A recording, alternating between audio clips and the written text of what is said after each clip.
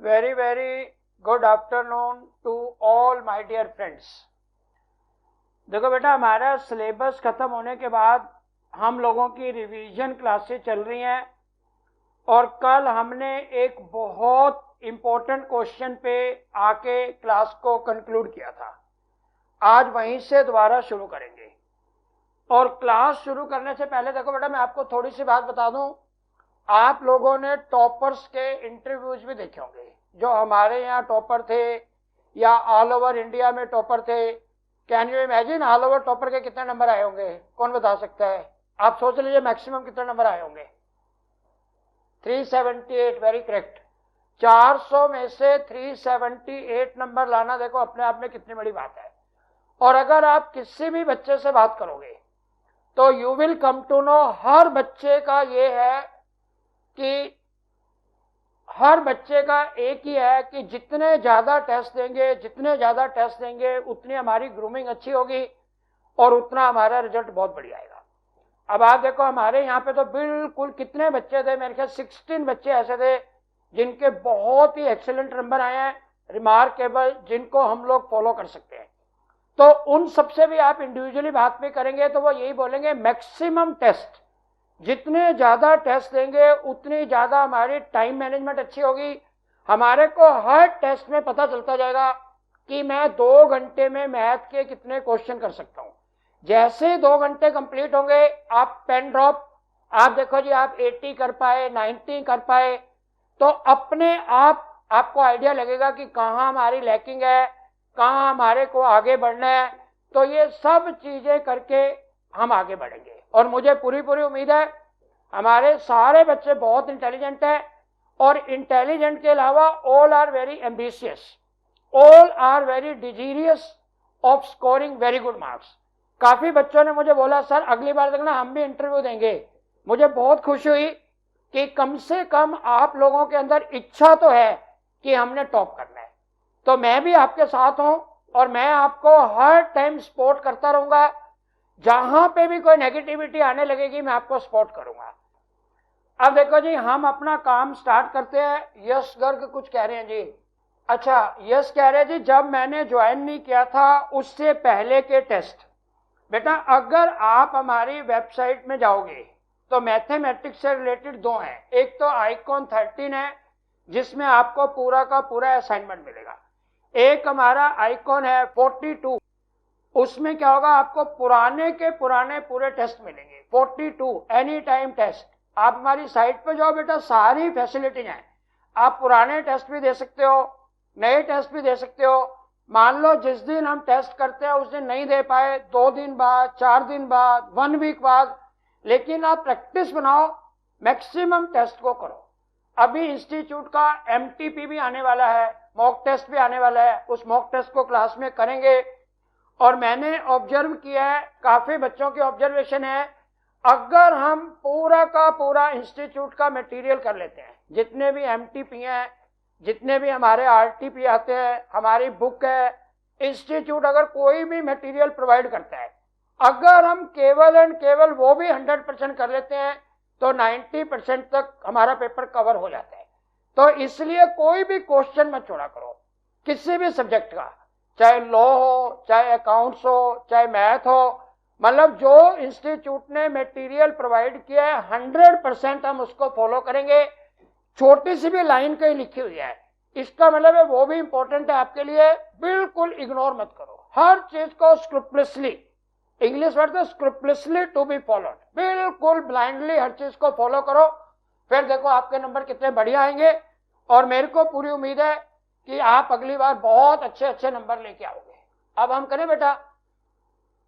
ठीक है, very good बेटा। देखो सब बच्चे पॉजिटिव हैं। तो हमने कल अपना चैप्टर स्टार्ट किया था प्रोबेबिलिटी का, और मैंने थोड़ा सा जनरल किया था।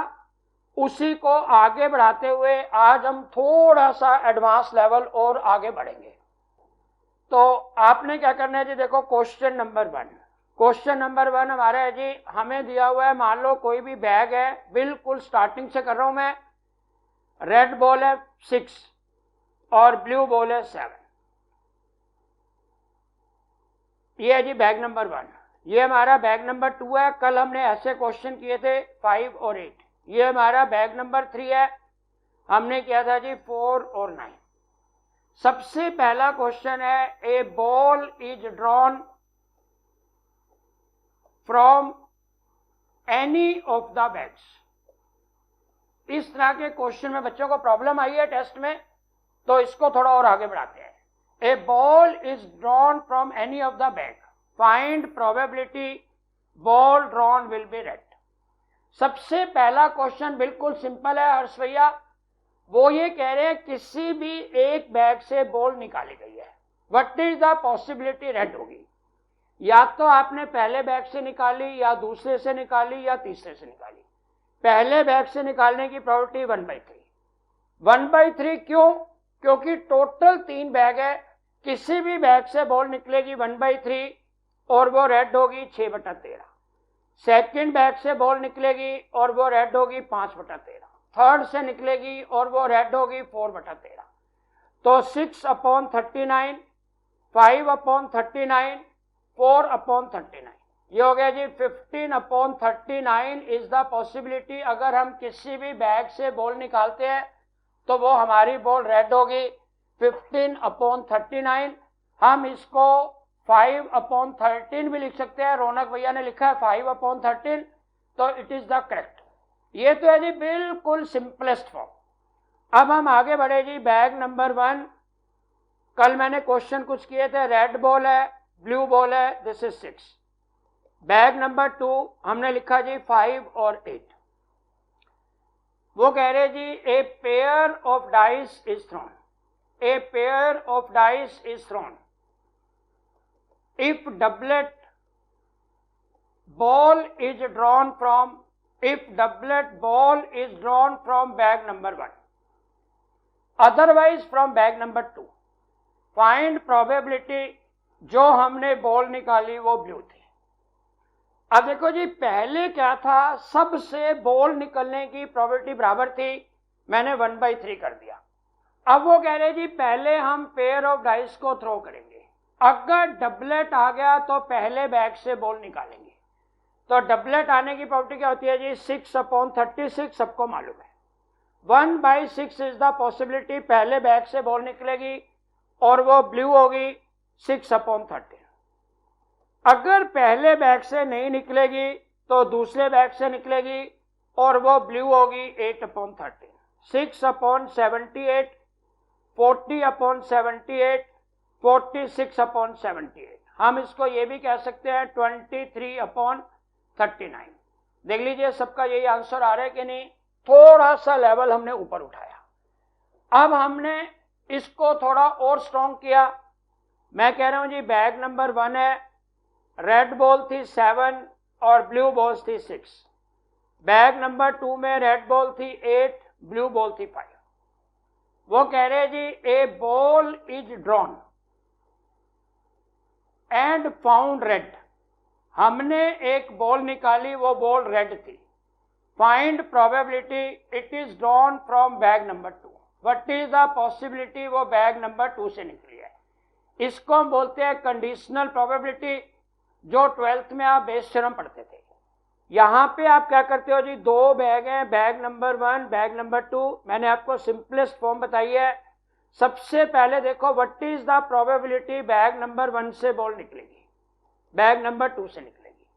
दूसरी बात, what is the probability of red, पहले बैग से रेड निकलेगी 7/13, दूसरा होता है जी 8/13। पहले बैग से निकलेगी और रेड होगी, पहले बैग से निकलेगी और रेड होगी, इसका मतलब है 7/26। दूसरे बैग से निकलेगी रेड होगी 8/26। ये हमारा हो गया जी ज्वाइंट प्रोबेबिलिटी। आपको तो मैंने शॉर्टकट बताए हुए हैं, केवल समझाने के लिए टेबल बना रहा हूं। 15/26, ए का मतलब है 7/26, तो मेरी रिक्वायर्ड क्या होगी जी, ये होगी 7/15, ये हो गया 8/15। वो पहले बैग से बॉल निकली होगी, प्रोबेबिलिटी 7/15, और दूसरे बैग से निकली होगी 8/15। पहले बैग से निकली होगी 7/15 और दूसरे बैग से निकली होगी 8/15। अब थोड़ा सा और एडवांस आगे जी, यहां से हमारी आज की क्लास की बिगिनिंग होगी। रेड बॉल है 5 और ब्लू बॉल से बेटा 6, इसमें 7 4। थर्ड वाला कह जी हमारा हमने किया यहां पे 5, चलो यहां पे और चेंज कर देते हैं जी, यहां पे हमने किया 9, यहां पे किया ओनली 2। अब यहां ध्यान से देखना जी, वो कह रहे हैं ए pair of dice is thrown, a pair of dice is throne. अगर मेरा डबलेट आएगा तो बैग 1 से बॉल निकालूंगा, अगर मेरा टोटल 9 आएगा तो मैं बैग 2 से निकालूंगा, अदरवाइज बैग 3 से निकालूंगा।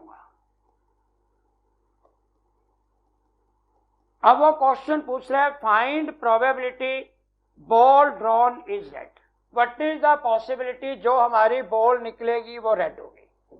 तो कल हमने स्टार्ट किया था, सबसे पहली बात है हम पहले बैग से बॉल निकालेंगे, पहले बैग से बॉल निकालेंगे। व्हाट इज द पॉसिबिलिटी, अगर डबलेट आएगा तो डबलेट आने की 1/6 और पहले बैग से निकालेंगे 5/11। टोटल 9 आएगा तो सेकंड बैग से निकालेंगे, 9 आने की 6 3 5 4 4 5 3 6, 4/36 1/9। और बॉल जो मेरी निकलेगी वो क्या होगी जी, रेड, हम कहेंगे 7/11। अगर इन दोनों में से नहीं आएगी, व्हाट इज द पॉसिबिलिटी, ना तो डबलेट आएगा ना तो 9 आएगा। डबलेट आने की 6/36, 9 आने की होती है जी 4/36, और क्योंकि ये म्यूचुअली एक्सक्लूसिव है, क्योंकि 9 आएगा 6 3 5 4 4 5, तो 10/36 इज द पॉसिबिलिटी, या तो फर्स्ट से निकलेगी या तो सेकंड से। फर्स्ट या सेकंड से नहीं निकलेगी, वो हो गया 26/36 13/18। This is the possibility third bag से बॉल निकलेगी, थर्ड बैग से बॉल निकलेगी और बॉल रेड होगी 9/11। कल हमने इस तरह के क्वेश्चंस किए थे, 5/66, 7/99, 117/198। तो ये हमारा देख लीजिए जी, जो भी आ जाएगा, आई थिंक 198 एलसीएम है, 3 पे जाएगा 15, 2 पे जाएगा 14, 117। तो 117 4 21 31 36 146/198 इज द पॉसिबिलिटी जो हमारी बॉल निकलेगी वो रेड होगी। अगर 2 पे करेंगे तो ये आ जाएगा 73/99, 73/99 इज द पॉसिबिलिटी जो हमारी बॉल निकलेगी वो रेड होगी। अभिनव इज करेक्ट, अभिनव का आंसर ठीक है जी। अब मैं एक छोटी सी प्रॉब्लम को और करके फिर आगे बढ़ते हैं जी। हमने किया जी, ये हमारा कोई भी बैग 1 है, रेड बॉल है 8 और ब्लू बॉल है 7। ये हमारा बैग 2 है, रेड बॉल है 6 और ये हो गया जी हमारी 9। अब मैंने क्या किया जी, आप कहते हो ए pair of dice is thrown, a pair of dice is throne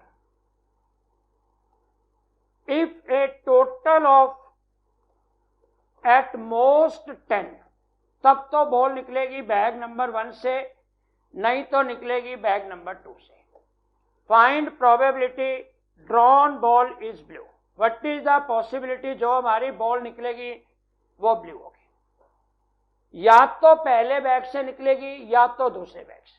पहले बैग से कब निकलेगी, अगर मेरी प्रोबेबिलिटी आती है एट मोस्ट 10। एट मोस्ट 10 का मतलब है जी या तो 11 आ जाए या तो 12 आ जाए, ये मेरे हारने की प्रोबेबिलिटी होगी जी। 11 की 6 5 5 6 और 12 की होती है जी 6 6 1 2 3। तो 1 - 3/36, 1 - 1/12, 11/12 is the probability at most 10 आएगा। 11 पे भी हार जाएंगे, 12 पे भी हार जाएंगे, 1 minus losing that is winning. 11/12 is the possibility पहले बैग से बॉल निकलेगी और वो ब्लू होगी। 1/12 हो गया जी दूसरे बैग से निकलेगी और वो ब्लू होगी। तो टोटल हमारा हो जाएगा जी 77/180 9/180, 86/180, हम कह सकते हैं 43/90। 43/90 इज द प्रोबेबिलिटी कि हमारी जो बॉल निकलेगी दैट विल बी ब्लू। अब हम आते हैं जी जहां से मैंने कल आपकी क्लास को कंक्लूड किया था। क्वेश्चन दोबारा लिख लीजिए। इन ए, मेरा दोबारा से रिक्वेस्टिंग वे में कह रहा हूं, सजेस्ट कर रहा हूं, इस टाइप के क्वेश्चन को बहुत अच्छी तरह करना, क्योंकि अगर मुश्किल पेपर आएगा तो दिक्कत ना हो। In a normally distributed factory, देखते जाना जी। In a normally distributed factory with 40,000 workers, 40,000 workers, mean salary मेरे को दी हुई है 50,000 और स्टैंडर्ड एविएशन मुझे नहीं दिया हुआ। वो ये कह रहे हैं जी 8% workers draw more then 72,000। 8% worker की सैलरी 72,000 से ज्यादा है। आपको बताना है कोफिशिएंट ऑफ वेरिएशन क्या होगा। एक तो मैं बोलूंगा जी बहुत ज्यादा ट्रिकी क्वेश्चन है, बहुत टफ पेपर आएगा, तो आप इसको एक्सपेक्ट कर सकते हो क्वेश्चन आएंगे। नॉर्मल से ऊपर उठ के हैं तो आप थोड़ा ध्यान से देखो। वो कह रहे हैं जी बिल्कुल हर बच्चा ना, मैं बहुत आराम से पहला क्वेश्चन कर रहा हूं। ये हमारी कोई भी नॉर्मली डिस्ट्रीब्यूटेड फैक्ट्री है। जैसे आप बनाते हो डायग्राम बना लीजिए। एन का मतलब है 40,000 वर्कर्स है। हमारी जो एवरेज सैलरी है वो है बेटा जी 50,000। स्टैंडर्ड एविएशन मुझे मालूम नहीं है। वो कह रहे जी 8% वर्कर, जो हमारे 8% वर्कर हैं उनकी सैलरी 72,000 से ज्यादा है। ये मेरी जेड लाइन है। मीन और एक्स के बीच में जेड लाइन हो जाएगा जी 0.42। जेड लाइन की प्रोबेबिलिटी है 0.42, क्योंकि 0.08 यहां आ गया, बाकी 0.42। अब देखो जी जेड की वैल्यू क्या होती है, x minus mean of x upon standard aviation. Z की वैल्यू कहां से निकालेंगे, 0.42। आपको कल मैंने बोला था जी ये आपकी टेबल है, आप टेबल पे आ जाइए। कल मेरे पास टेबल नहीं थी तो मैंने आपको थोड़ा सा बोला चलो मैं नेक्स्ट टाइम करता हूं। ये मेरी जेड की वैल्यू है, सब बच्चों को मालूम है, और इधर जो लिखा हुआ है ये प्रोबेबिलिटी की वैल्यू है। हमें चाहिए प्रोबेबिलिटी 0.42। आप देखो जी 0.42 कहां पे है, मेरे ख्याल ये आ रहा है जी 0.4207। 0.4207 से पहले आ रहा है 0.4192। तो इसका मतलब है 0.42 को मैं ये ले सकता हूं, ये कह दीजिए 1.41। तो जेड की वैल्यू आ गई 1.41। 0.4207 देख लीजिए, दोबारा मैंने और बड़ा कर दिया है, तो आप करेंगे 0.42 सॉरी, ये है जी 1.4, ये 0 है 1 है, 1.41। तो हमारे जो जेड की वैल्यू आ गई 1.41। एक्स का मतलब 72,000, मीन का मतलब 50,000 upon standard aviation. 1.41 standard aviation कितना हो गया जी 22,000। तो स्टैंडर्ड एविएशन की वैल्यू कितनी होगी जी 22,000 अपॉन 1.41। 22,000 अपॉन 1.41, 22,000 डिवाइडेड बाई 1.41, ये हो गया जी 15,603। स्टैंडर्ड एविएशन की वैल्यू आ गई 15,603। अब देख लो जी हमारा कोफिशिएंट ऑफ वेरिएशन क्या हो जाएगा, standard aviation upon mean into में 100। तो 15,603 डिवाइडेड में 50,000, और ये हमारा आ गया जी 31.21% अप्रोक्सीमेटली। देख लो, अगर कोई डाउट हो तो मैं दोबारा से करता हूं। 1.43 थोड़ी थी बेटा, 1.41 थी वैल्यू थी 1.4। 31.21% बिल्कुल ठीक आ रहा है। अरे बेटा टेबल में कैसे ढूंढा, देखो दोबारा से देखो, आपके पास टेबल है, मैंने आपको बोला टेबल सब निकाल लीजिए, आपने निकाल ली है, बुक के लास्ट के थर्ड पेज पे है, थर्ड लास्ट पेज पे है। आपने क्या किया, देखो ये है जेड की वैल्यू और ये है प्रोबेबिलिटी की वैल्यू। आपको चाहिए प्रोबेबिलिटी 0.42। ये 0.42 तो एक ही जगह पे आएगा, 0.4222 आ रहा है, तो 0.42 ये वाली वैल्यू आएगी। तो ये 1.41, ये 0 है, ये 1 है। 1.41 क्या हो गया जी? 0.4207। देखो ये है 0, ये 1, तो 1.41, तो 1.41 पे वैल्यू आ रही है जी 4207। तो इसलिए हमारा 1.41 आ गया। 1.41 ये हमारी वैल्यू है। एक क्वेश्चन और करते हैं जी, फटाफट देखो जरा। इन a normally distributed factory, yes जी आप मुझे फोन कर लेना और मेरे को बताना जरा आपने रूटीन वाली क्लासेस रेगुलर वाली देखी कि नहीं देखी।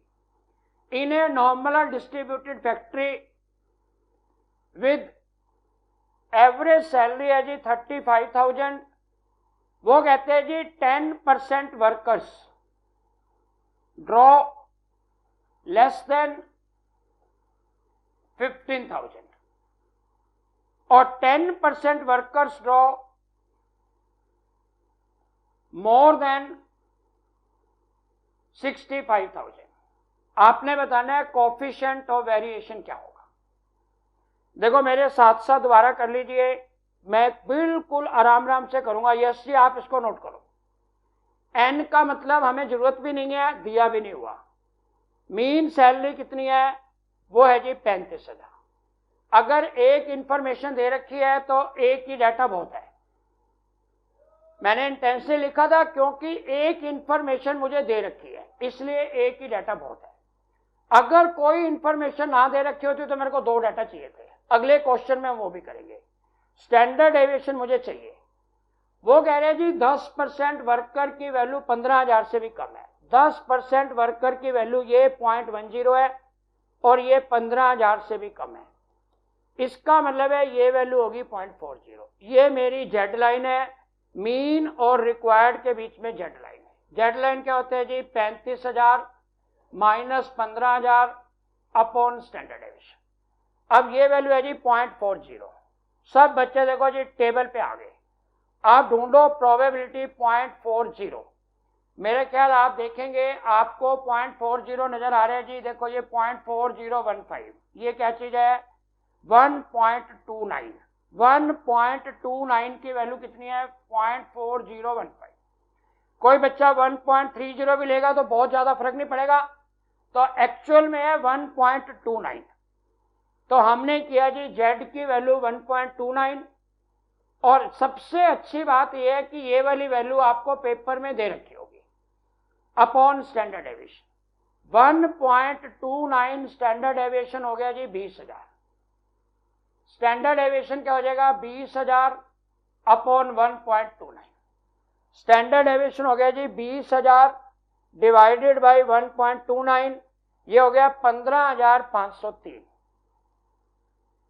तो हमारा कोफिशिएंट ऑफ वेरिएशन क्या हो जाएगा? Standard deviation upon mean into 100। 15,503 upon 35,000 into 100। 15,503 divided by 35,000 और इंटू में 100, ये हो गया जी 44.29%। 44.29%। देख लो कितने बच्चों का ठीक है। हम एक क्वेश्चन इसका थोड़ा और बेटर वे में करते हैं। इसको सब बच्चे करेंगे, मैं नहीं करूंगा। आप देख लीजिए आराम से। In a normally distributed factory, in a normally distributed factory with mean salary दी हुई है जी 36,000, सॉरी कुछ नहीं दिया हुआ, चलो मान। In a normally distributed factory 5% workers draw less than 22,000। 5% workers draw more than 71,000। आपने बताना है कोफिशिएंट ऑफ वेरिएशन क्या होगा। देखो मेरे साथ साथ करेंगे तो कैसे करेंगे? ये हमारी नॉर्मली डिस्ट्रीब्यूटेड कब होगी? ये हमारा मीन है। 5% वर्कर ऐसे हैं जिनकी सैलरी 22,000 रुपए से कम है, ये हो गया 0.05, ये हो गया 45। 5% वर्कर ऐसे हैं जिनकी सैलरी 71,000 से ज्यादा है, ये हो गया 0.05, ये हो गया 0.45। तो Z 0.45, प्रोबेबिलिटी 0.45 होनी चाहिए। Z की वैल्यू क्या है? प्रोबेबिलिटी 45% होनी चाहिए। Z की वैल्यू क्या है? आप ढूंढना शुरू करो। ये आ रहा है जी मेरा, तो ये आ रहा है 1.64, 1.65, 1.65 अगर Z की वैल्यू करते हैं तो 0.54 आ जाएगा, 1.65। तो आपने Z की वैल्यू लिख दीजिए 1.65। देख लो जी Z क्या होता है, ये हमारा मीन है। तो आपने किया 71,000 minus mean upon standard aviation, ये वाली वैल्यू है 1.65। तो 1.65 स्टैंडर्ड एविएशन क्या हो गया, 71,000 माइनस मीन। हमारी इक्वेशन क्या बनेगी, mean plus 1.65 standard aviation 71,000, equation number 1। 22,000 और इसके बीच में हमारा Z क्या है 1.65, और हमने किया जी 22,000 minus mean upon standard aviation. 1.65 standard aviation हो गया जी 22,000 माइनस मीन, और इधर से था जी 1.65 स्टैंडर्ड एविएशन हो गया 71,000 माइनस मीन। दो इक्वेशन है जी, जैसे मर्जी सॉल्व कर लीजिए। पहली इक्वेशन तो मेरी ये है कि आप इन दोनों को बराबर पुट कर सकते हो तो मीन की वैल्यू आ जाएगी। देखो हम दोबारा से करते हैं जी, 1 पॉइंट प्लस में 71,000 वाले में प्लस है, तो अगर हम दोनों को सॉल्व करेंगे तो ये कितना हो जाएगा जी, देख लीजिए। अगर हम दोनों को ऐड करते हैं, पहले स्टैंडर्ड एविएशन आ जाएगा जी 3.30, स्टैंडर्ड एविएशन ये आ गया जी हमारा 93,000। स्टैंडर्ड एविएशन कितना हो गया जी, 93,000 divided by 3.30, 28,182।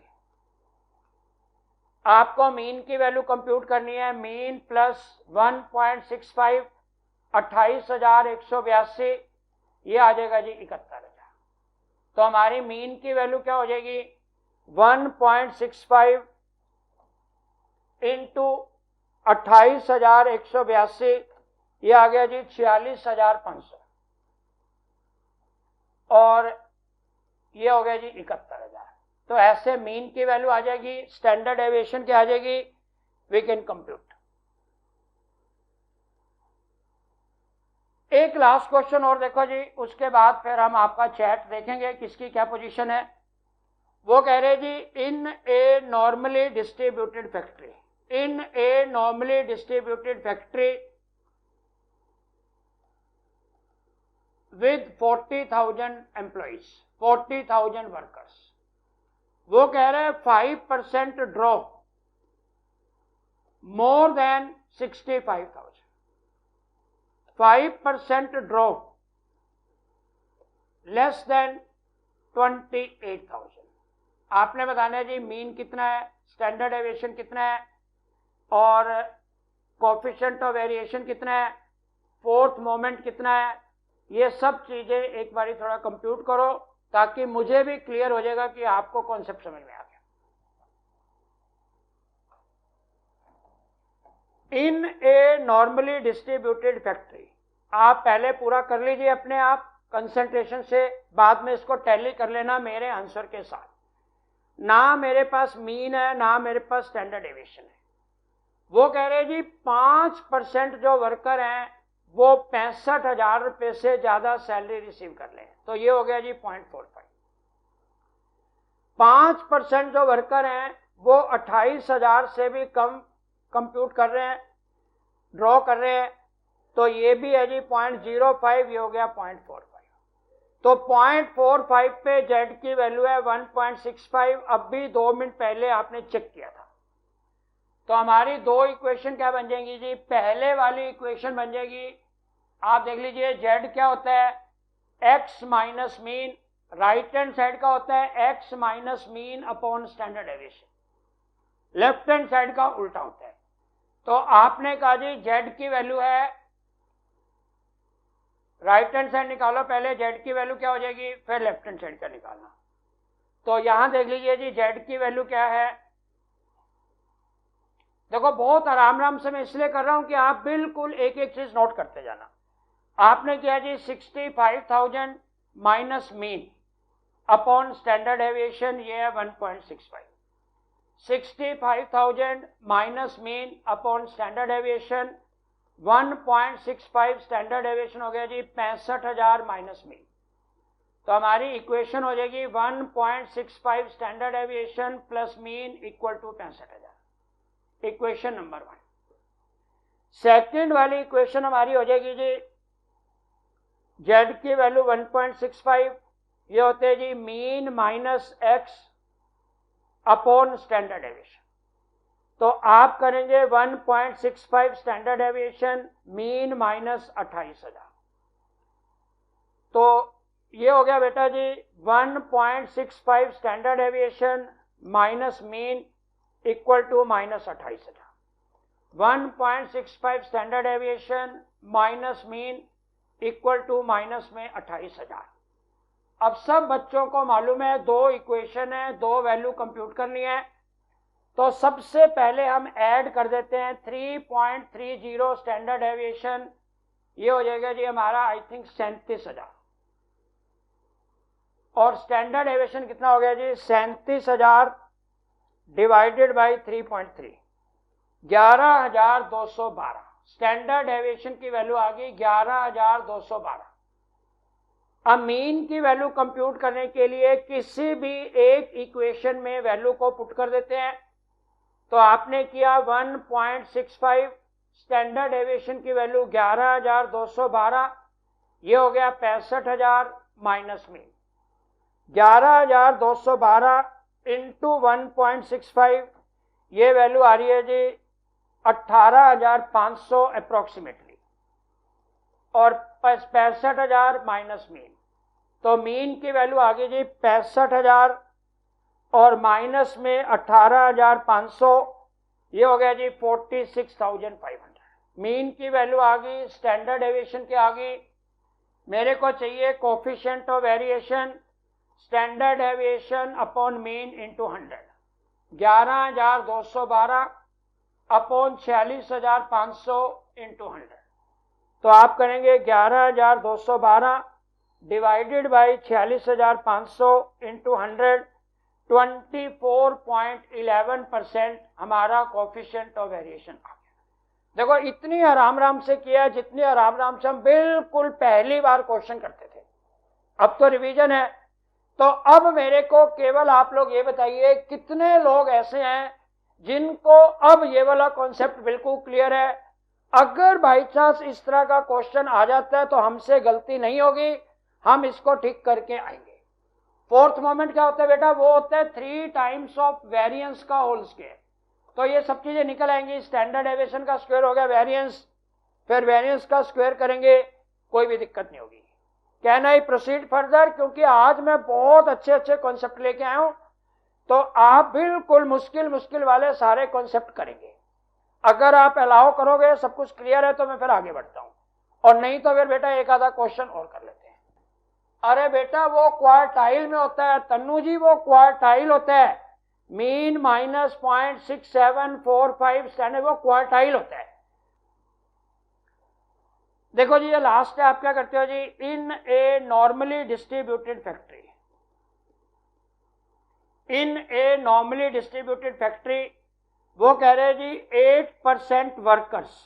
8% workers draw more then 52,000, 8% workers draw less then 28,000।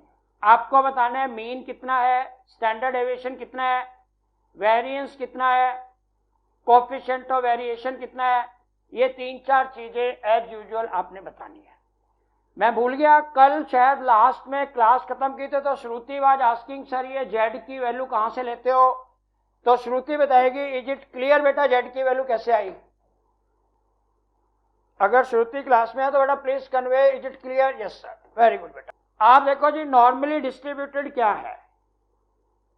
अरे बेटा टेबल मैंने आपको पूरी दिखाई है, फिर भी प्रॉब्लम आ रही है टेबल देखने में, तो कैसे काम चलेगा। मीन की वैल्यू क्या है, स्टैंडर्ड एविएशन की क्या है। आप कह रहे हो 8% वर्कर, ये मेरे टोटल 50% होते हैं, इधर भी 50% होते हैं। जिन्होंने पूरी प्रोबेबिलिटी की हुई है, जिन्होंने रेगुलर क्लासेस की हुई है, उनको 1% भी प्रॉब्लम नहीं आएगी, क्योंकि हमने उसमें सब चीजें क्लियर की हुई हैं। ये हो गया जी मेरा 0.42, इधर से है जी 0.08, और ये मेरा हो गया जी 0.42। अब आप देख लो जी 8% से ज्यादा ये वाली वैल्यू है 52,000, तो ये जेड लाइन क्या होगी जी? जेड लाइन होगी हमारी 52,000 minus mean upon standard deviation. 42% probability पे जेड की वैल्यू क्या होगी, दोबारा देख लीजिए।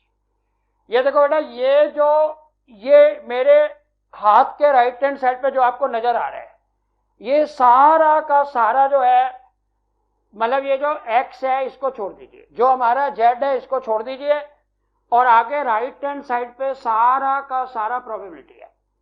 हमें प्रोबेबिलिटी कितनी चाहिए जी? 42%। तो 42% का मतलब है ये मेरा 42% है, ये होते हैं जी 42% का मतलब हो गया जी 1.41। 42% का मतलब है 1.41। आप राइट हैंड साइड टेबल देखो, क्या रही है? 0.000 बढ़ती जा रही है, बढ़ती जा रही है, बढ़ती जा रही है, और नीचे आते जाओ 0.42 हो गया जी 1.41। जेड की वैल्यू होगी जी 1.41, तो हमने लिखा जी जेड की वैल्यू 1.41, 52,000 माइनस में mean upon standard deviation. 1.41 standard deviation हो गया जी 52,000 माइनस में मीन, तो 1.41 standard deviation plus mean equal to 52,000। Second वाला लेफ्ट पे आ जाओ जी, जेड की वैल्यू क्या होती है? मीन माइनस, ये वैल्यू है जी 28,000, mean minus 28,000 upon standard deviation. ये वैल्यू आ गई 1.41 स्टैंडर्ड डेविएशन, मीन माइनस 28,000। तो हमने किया जी मीन माइनस 28,000 की वैल्यू कितनी है? 1.41 स्टैंडर्ड डेविएशन। तो 1.41 स्टैंडर्ड डेविएशन माइनस में मीन, ये हो जाएगा जी माइनस में 28,000। इन दोनों इक्वेशन को सॉल्व करोगे 2.82 स्टैंडर्ड डेविएशन, और ये हो गया जी हमारा टोटल मिला के मेरा ख्याल 24,000।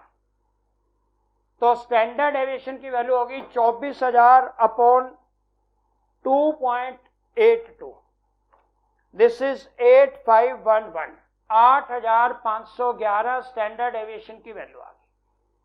मीन की वैल्यू क्या हो जाएगी? मीन माइनस 28,000, 1.41 स्टैंडर्ड डेविएशन 8,511, तो हमारे मीन की वैल्यू क्या हो जाएगी? 28,000 प्लस 8,511 इंटू 1.41, ये हो गया जी 12,000, हो गया जी राउंड 12,000।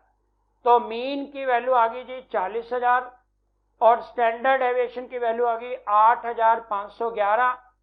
कोफिशिएंट ऑफ वेरिएशन हो गया 8,511 अपॉन 40,000 इंटू में 100। तो हम करेंगे 8,511 डिवाइडेड 40,000 इंटू 100, ये हो गया जी 21.28%। अप्रोक्सीमेटली जो standard deviation coefficient of variation आएगा 21.28%।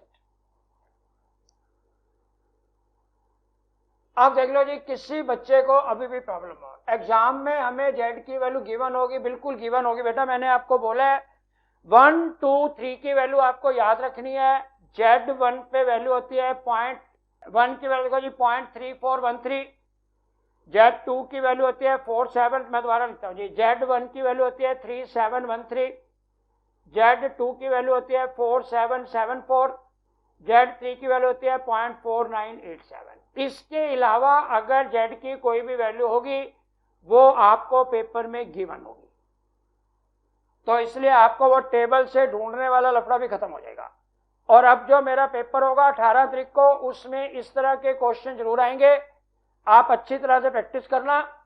और फाइनल में भी अगर पेपर बहुत अच्छे लेवल का होता है तो इस तरह के क्वेश्चन आते हैं। क्या मैं आगे बढ़ सकता हूं ताकि हम इसको आगे बढ़ाएं बेटा? अच्छा, कोई भी बच्चा जिसको इसमें अभी भी प्रॉब्लम हो एक बार मुझे बता दो, फिर मैं पर्सनली उसको समझाने की कोशिश करूंगा। चलो जी आगे बढ़ते हैं जी। हम इसको भी लिखो जी, क्वेश्चन को इंपॉर्टेंट। वो कह रहे जी इन ए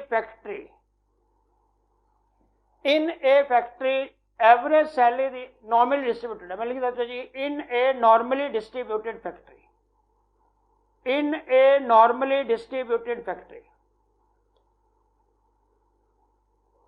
मीन की वैल्यू है 35,000, स्टैंडर्ड एविएशन की वैल्यू है मान लीजिए 11,000।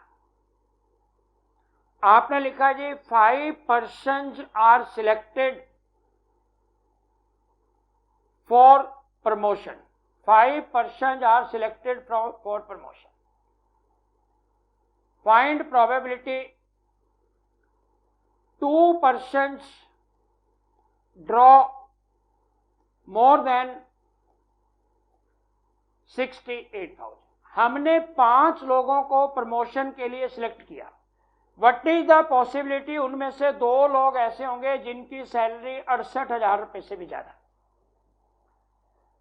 तो इस क्वेश्चन को भी देखो जी, जिसको थोड़ा सा भी डाउट होगा और क्लियर हो जाएगा।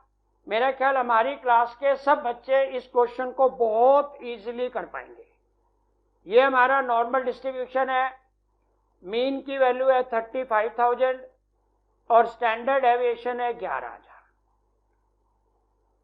जिनकी प्रमोशन हुई है उसमें से 5 लोग ऐसे हैं जिनकी सैलरी 68,000 से ज्यादा है। तो व्हाट इज द प्रोबेबिलिटी किसी आदमी की सैलरी 68,000 से ज्यादा होगी। जेड क्या होते हैं जी, 68,000 डिवाइडेड बाई 35,000 अपॉन 11,000। तो जेड की वैल्यू होगी जी 33,000 अपॉन 11,000, ये हो गया जी 3। जेड की वैल्यू 3 का मतलब है 0.4987। तो प्रोबेबिलिटी कितनी हो जाएगी जी 0.0013।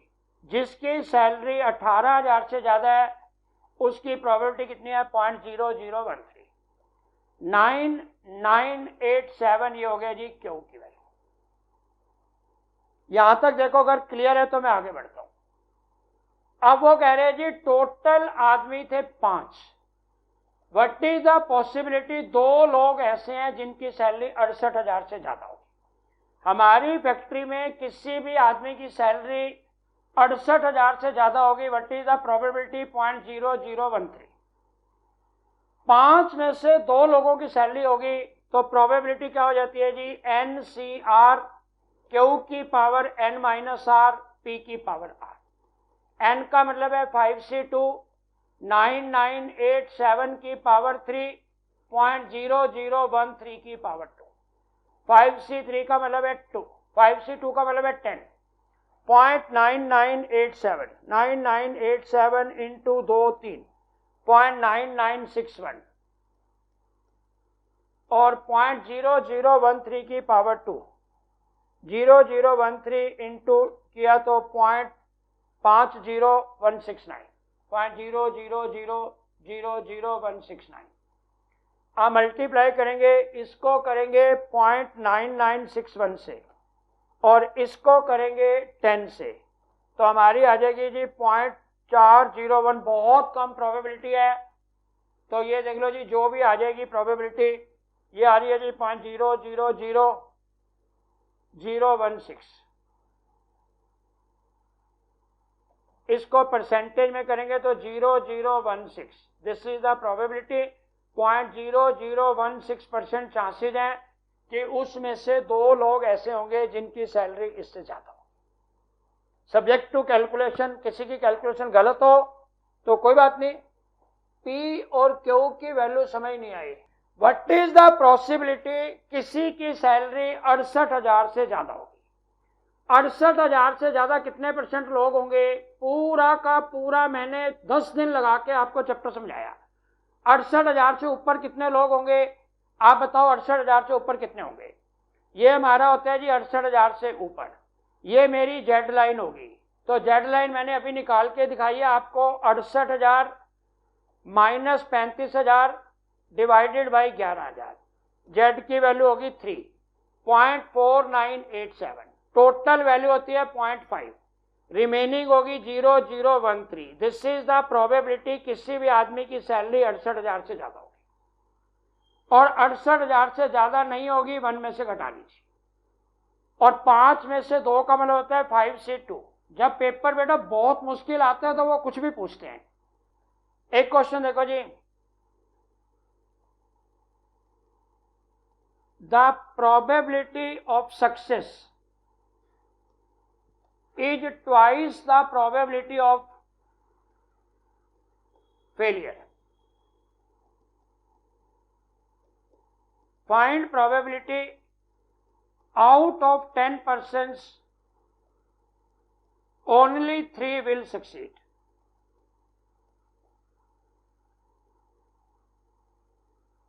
वो कह रहे जी हमारा जो एग्जाम होगा probability of success is twice, pass होने की प्रोबेबिलिटी फेल होने की प्रोबेबिलिटी से डबल है।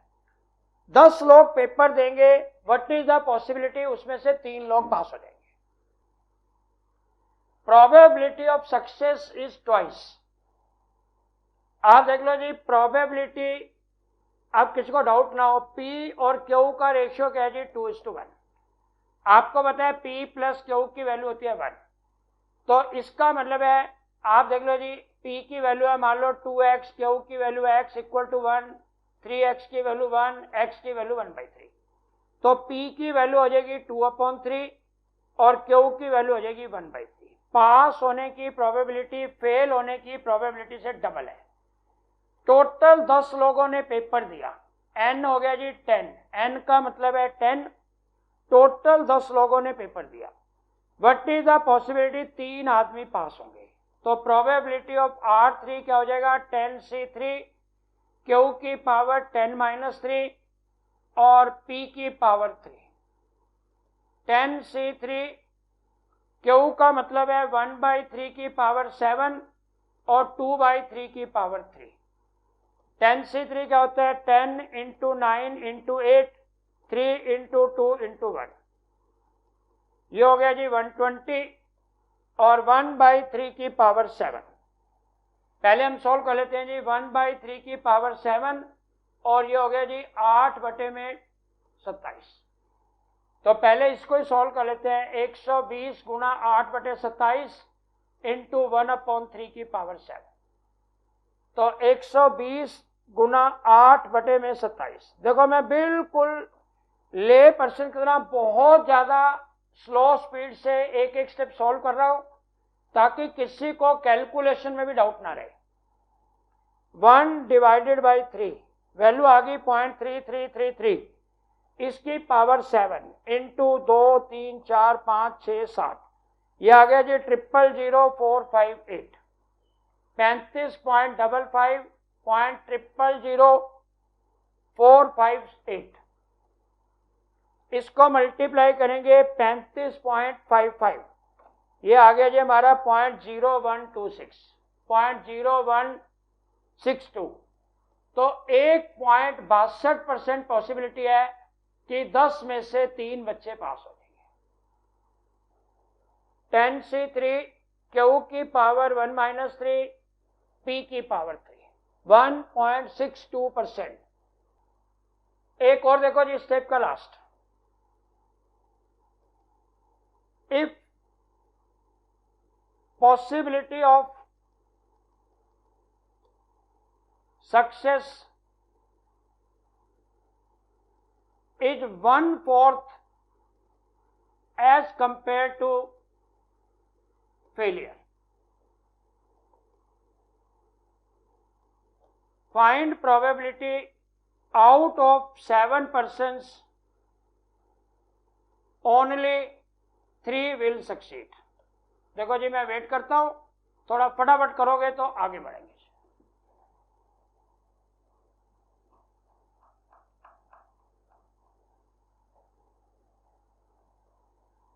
Probability of success is 1/4 as compared to failure। अगर आपको डाउट है दोबारा बोल रहा हूं जी, ये हो गया P, ये हो गया Q।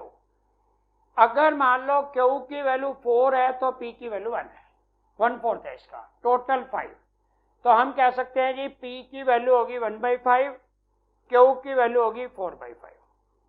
n की वैल्यू होगी 7, r की वैल्यू होगी 3। तो व्हाट इज द पॉसिबिलिटी, 7 में से 3 लोग उस पेपर में पास हो जाएंगे। तो प्रोबेबिलिटी ऑफ r क्या होता है हमारा, NCR, Q की power n minus r, P की पावर r। ये हो गया जी 7C3, Q का मतलब है 4/5 की पावर 4 और 1/5 की पावर 3। 7C3 हो गया जी 7 × 6 × 5, 3 × 2 × 1, ये हो गया जी 35।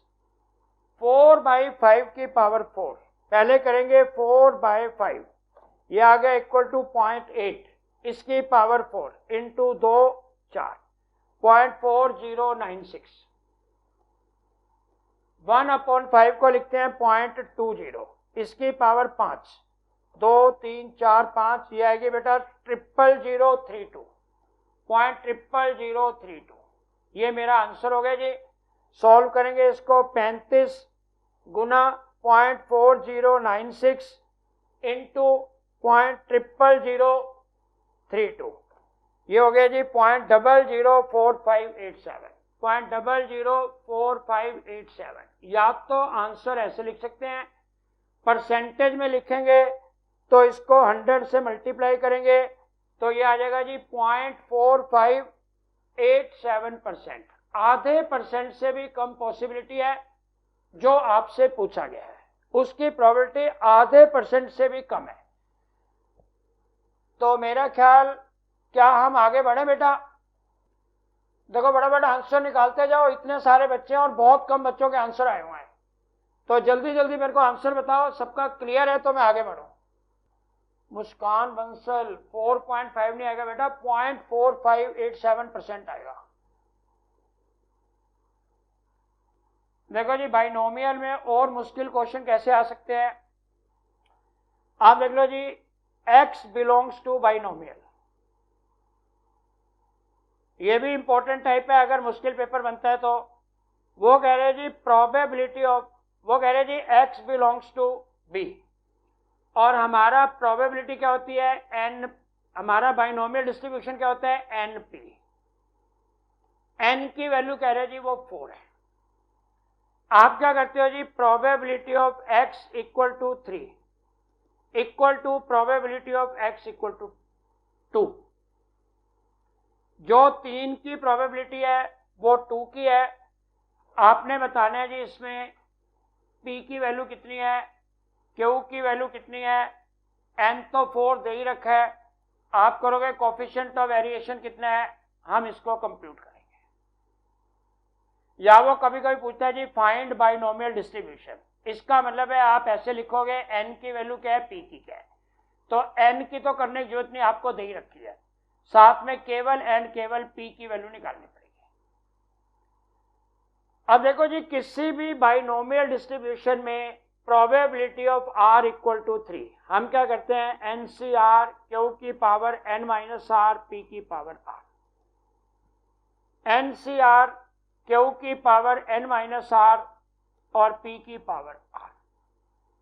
n का मतलब था 4, 4C3, Q की पावर 4 माइनस 3, p की पावर 3। NC2, इसका मतलब है 4C2, Q की पावर 4 माइनस 2, p की पावर 2। 4C3 का मतलब है 4, ये हो गया Q, p की पावर 3। इधर हो गया जी 4C2 का मतलब है 6, ये हो गया Q का स्क्वायर और ये हो गया p की पावर 2। आप देखो p की पावर 2 से p की पावर 2 कैंसिल, एक Q से Q कैंसिल, 4p की वैल्यू आ गई जी 6Q, p की वैल्यू आ गई जी 6/4Q, p की वैल्यू आ गई 3/2Q। ध्यान से देखेंगे बच्चे, कभी यहां के कंफ्यूज हो जाते हैं। आपको पता है p प्लस Q की वैल्यू है 1, तो मैं p को लिख सकता हूं 1 minus Q, 1 minus Q equal to 3/2Q, तो 1 इक्वल टू 3/2 प्लस 1Q। तो हमने किया जी 1 इक्वल टू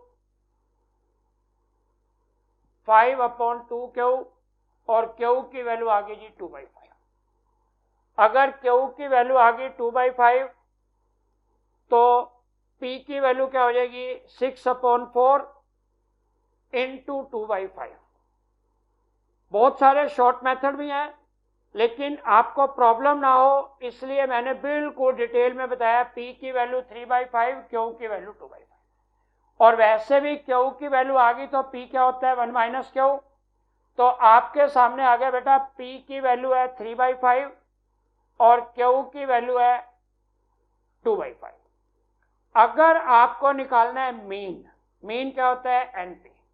N की वैल्यू 4 है, P की वैल्यू आपके पास आई गई। अगर आपको वेरिएंस निकालना है तो भी दिक्कत नहीं।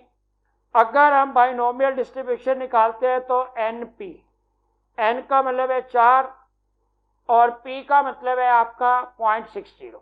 तो हमारी बाइनोमियल डिस्ट्रीब्यूशन क्या हो जाएगा जी 4 और 0.60। N का मतलब 4, P का मतलब है 0.60।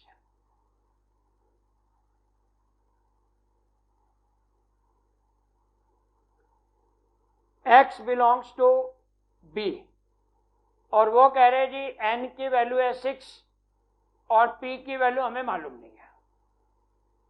If probability of X equal to 4, probability of X equal to 2, आपने बताना है P की वैल्यू क्या होगी, Q की वैल्यू क्या होगी, N की वैल्यू 6 है, कोफिशिएंट ऑफ वेरिएशन क्या होगा, मीन क्या होगा, स्टैंडर्ड डेविएशन क्या होगा, वेरिएंस क्या होगा, या मान लो मोमेंट क्या होगा जी, फोर्थ मोमेंट क्या होगा।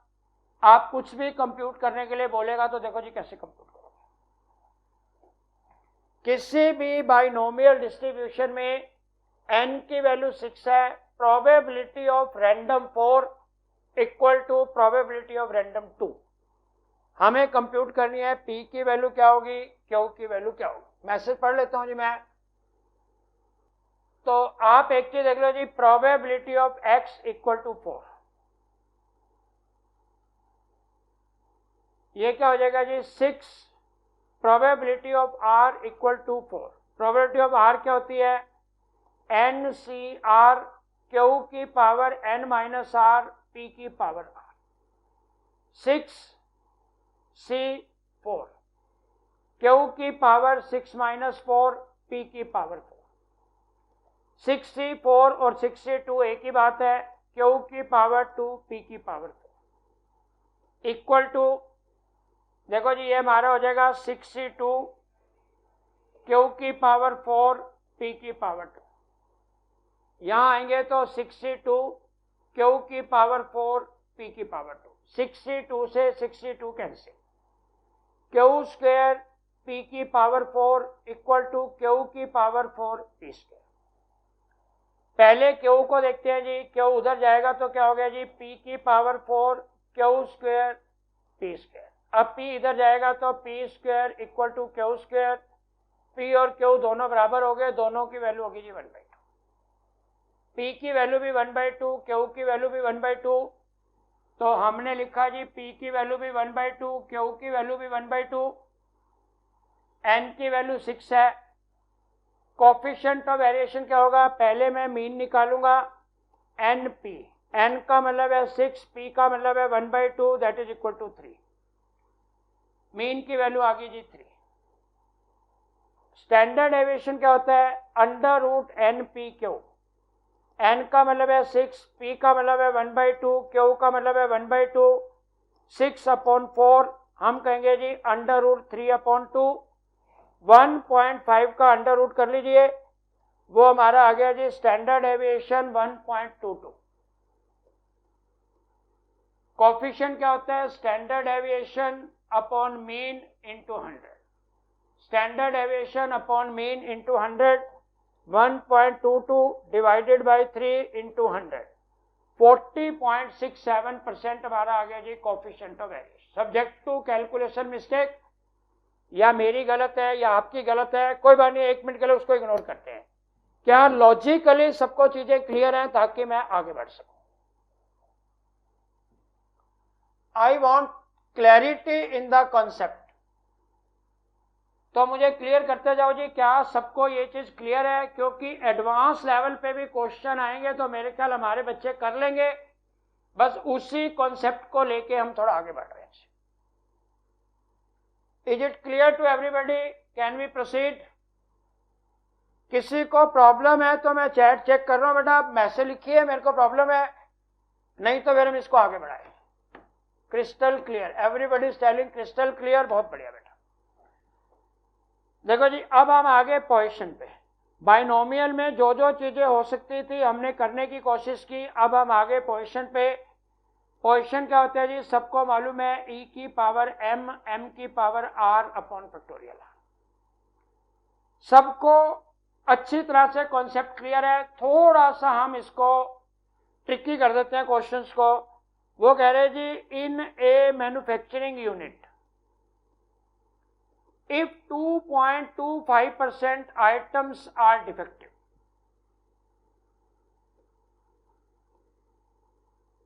find probability out of 200 items only 3 are defective. आपको मालूम है n की वैल्यू 200 है, p की वैल्यू है 0.0225, m की वैल्यू क्या होगी? n इंटू पी करेंगे। देखते जाना, हर बच्चा ध्यान से देखेगा। 0.0225 ये हो गया जी 4.5, n की वैल्यू 4.5, हम करते हैं बेटा 9/2। प्रोबेबिलिटी ऑफ r क्या होता है? e की पावर माइनस m, m की पावर r अपॉन फैक्टोरियल। मेरे को चाहिए जी प्रोबेबिलिटी, मेरे टोटल कितने आइटम देख लो, लिखा हुआ है क्वेश्चन में 3 आइटम्स आर डिफेक्टिव। पेपर में क्लियर लिखा हुआ है what is possibility, only 3 items are defective. फिर भी एक आधा बच्चा पूछता सर आप आर की वैल्यू 3 क्यों लिख रहे हो? मैं अपनी तरफ से कुछ भी नहीं लिखता बेटा, जो कुछ पेपर में दिया हुआ वही लिखते हैं। वो कह रहे हैं what is the possibility 3 items defective होंगे। e की पावर माइनस m, m की पावर 3 अपॉन फैक्टोरियल 3। e का मतलब होता है 2.718, इसकी पावर माइनस 9/2, और हमने किया जी m का मतलब हो गया 4.5 की पावर 3 अपॉन में फैक्टोरियल 3। यहां तक सबका क्लियर है? अब इसको कैसे सॉल्व किया जाए? आप करोगे जी 2.718 की पावर 1/2 और पूरे की पावर माइनस 9, 4.5 की पावर 3 अपॉन फैक्टोरियल 3। अब आप देखो जी 2.718 की पावर 1/2, 2.718 का अंडर रूट करेंगे 1.6486, 1.6486 की पावर माइनस 9, और ये हो गया जी 4.5 की पावर 3, 91.125, और अपॉन फैक्टोरियल 3 का मतलब होता है 6। पावर 9 सबको करनी आती है, आप करेंगे 1.6486 और इसकी पावर 9 इंटू 2 3 4 5 6 7 8 9, 9 पावर आने के बाद डिवाइडेड बाय इक्वल टू करेंगे, पावर माइनस 9 आ जाएगा 0.011, और इंटू में क्या हो गया जी 91.125, और अपॉन में हो गया जी 6 इंटू 91.125 और डिवाइडेड बाय 6, ये मेरा आ गया जी 0.1688, तो मैं इसको बोलूंगा 16.88%। तो मेरा जो प्रोबेबिलिटी आएगी कि इतने आइटम खराब निकलेंगे 16.88। कभी कभी क्योंकि पावर हमारी m की अजीब सी आ जाती है तो बच्चे क्वेश्चन छोड़ देते हैं, यार समझ नहीं आ रहा कैसे निकलेगा। बिल्कुल कुछ नहीं करना, सिंपल सा मैथमेटिक्स है, पावर 9/2 कैसे निकालेंगे? पहले पावर 1/2 कर लो, उसकी पूरे की पावर 9 कर लो, तो that will be power 9/2। I think it is clear. If clear I will proceed further.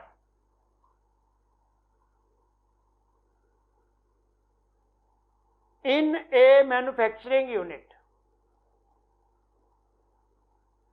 2.30% items are defective. आप करेंगे जी find probability out of 400 items, out of 400 items only out of 400 items only 5 are defective. मैं मान के चल रहा हूं जी ये थोड़ा सा मुश्किल क्वेश्चन है, आप एक बार कंप्यूट करो हमारा आंसर क्या आना चाहिए, और ये सब चीजें क्लियर कर लेते हो फिर आपको बिल्कुल मतलब वो कहते हैं यू नीड नॉट वरी, फिर आपको लगेगा जब इस लेवल के क्वेश्चन सॉल्व हो जाते हैं तो नॉर्मल क्वेश्चन आराम से सॉल्व हो जाएंगे, फिर आपको टेंशन लेने की जरूरत नहीं, फिर आप अपना आराम से जैसे तैयारी कर रहे हो करते रहो, और बस रूटीन को मत तोड़ना। ये मत सोचना कि मैथ हमें अच्छी तरह आ गया, अब मैथ की बुक्स बंद करो और 1 महीना सो जाओ, फिर 1 महीने के बाद बिल्कुल कुछ भी नहीं आएगा। तो अपनी प्रैक्टिस को एज इट इज कंटिन्यू रखना है, टेस्ट को रेगुलर रखना है, असाइनमेंट को रेगुलर रखना है। 10 असाइनमेंट डल चुके हैं, 11th असाइनमेंट ज्यादा कल या परसों में डल जाएगा, और 12th वाला भी और 1-2 दिन में डल जाएगा। तो 12 असाइनमेंट, उसके बाद मतलब मैंने 15 असाइनमेंट डालने हैं, तो 15 के 15 असाइनमेंट करेंगे, सारे के सारे टेस्ट करेंगे, प्लस क्लास के क्वेश्चन करेंगे, तो मुझे पूरी उम्मीद है हमारे को कोई दिक्कत नहीं होगी।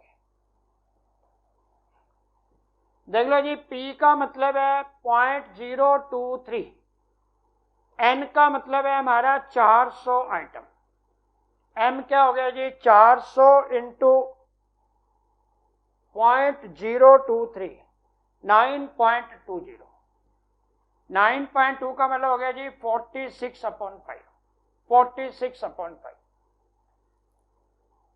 अब आप देख लो जी, आपने क्या करना है, प्रोबेबिलिटी 5 आइटम डिफेक्टिव होंगे, e की पावर -m, m की पावर 5/5, 2.718 की पावर -46/5 और 46/5 की पावर 5 अपॉन में फैक्टोरियल 5, ये हो गया जी 2.718 की पावर 1/5 और पूरे की पावर हो जाएगा जी -46, और 46/5 की पावर 5। पहले इसको खत्म कर लेते हैं, 46 डिवाइडेड बाई 5 9.2 आ गया, इसकी पावर 5, 2 3 4 5 65,908, 65,908.15, और अपॉन फैक्टोरियल 5 का मतलब है 120।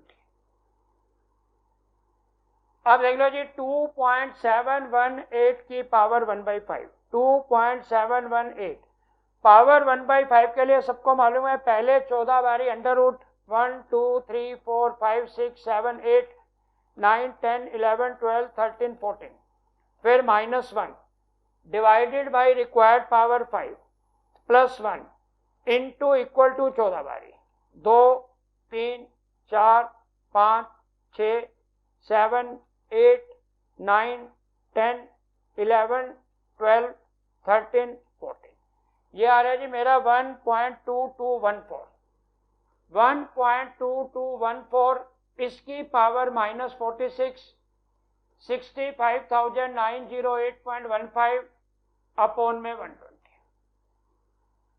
1.2214, इसकी पावर 46, 46 का आधा 23 into 2 3 4 5 6 7 8 9 10 11 12 13 into equal to 46 divided by equal to, ये हमारा सॉल्व हो के आ गया जी 0.000101, 0.000101 इंटू 65,908.15 अपॉन में 120,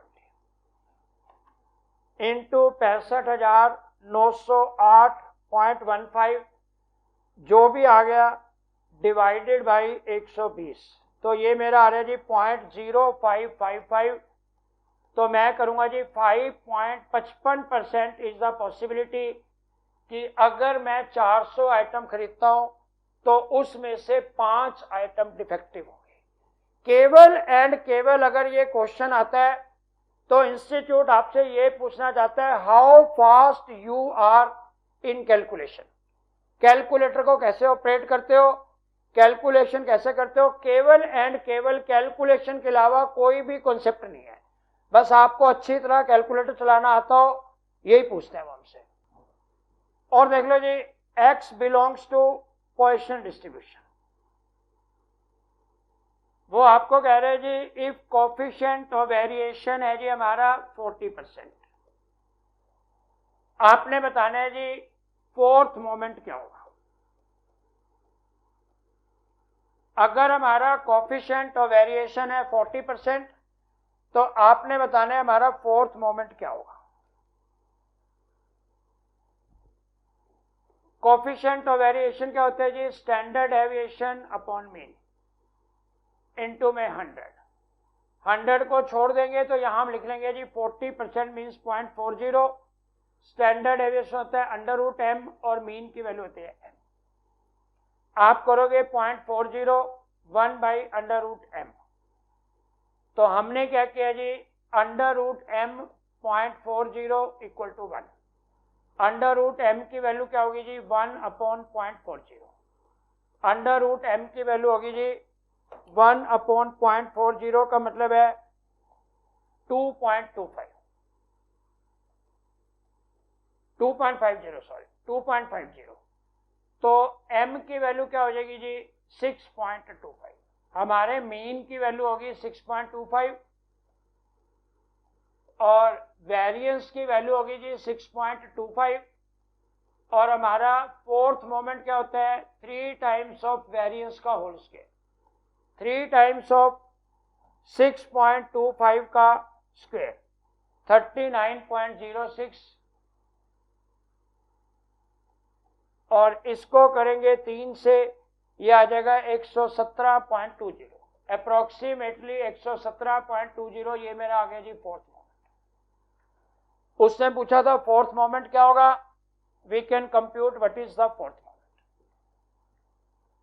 एक हमारा पोजीशन का छोटा सा क्वेश्चन और करके, नॉर्मल हो गया, पोजीशन हो गया, बाइनोमियल हो गया, थोड़ा सा इससे हटके क्वेश्चन करते हैं। तो पहले आप ये देख लो जी x बिलोंग्स टू पोजीशन, और वो कह रहे हैं probability of x equal to 3 time probability of x equal to 5। आपको बताना है मीन की वैल्यू क्या है, आपको बताना है स्टैंडर्ड डेविएशन क्या है, वेरिएंस की वैल्यू क्या है, कोफिशिएंट ऑफ वेरिएंस क्या है, और हमारे जो फर्स्ट मोमेंट, सेकंड मोमेंट और फोर्थ मोमेंट की वैल्यू क्या है।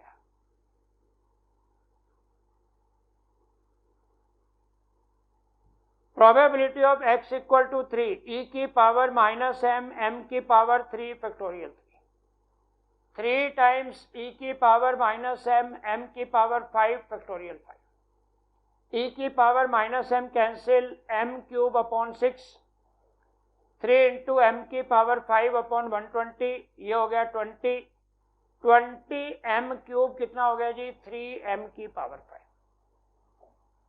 20 अपॉन 3 क्या हो गया जी m स्क्वायर, m स्क्वायर की वैल्यू होगी जी 6.666, अगर हम 4 डिजिट में करेंगे तो m की वैल्यू क्या होगी जी 6 इसका अंडर रूट करोगे 2.582,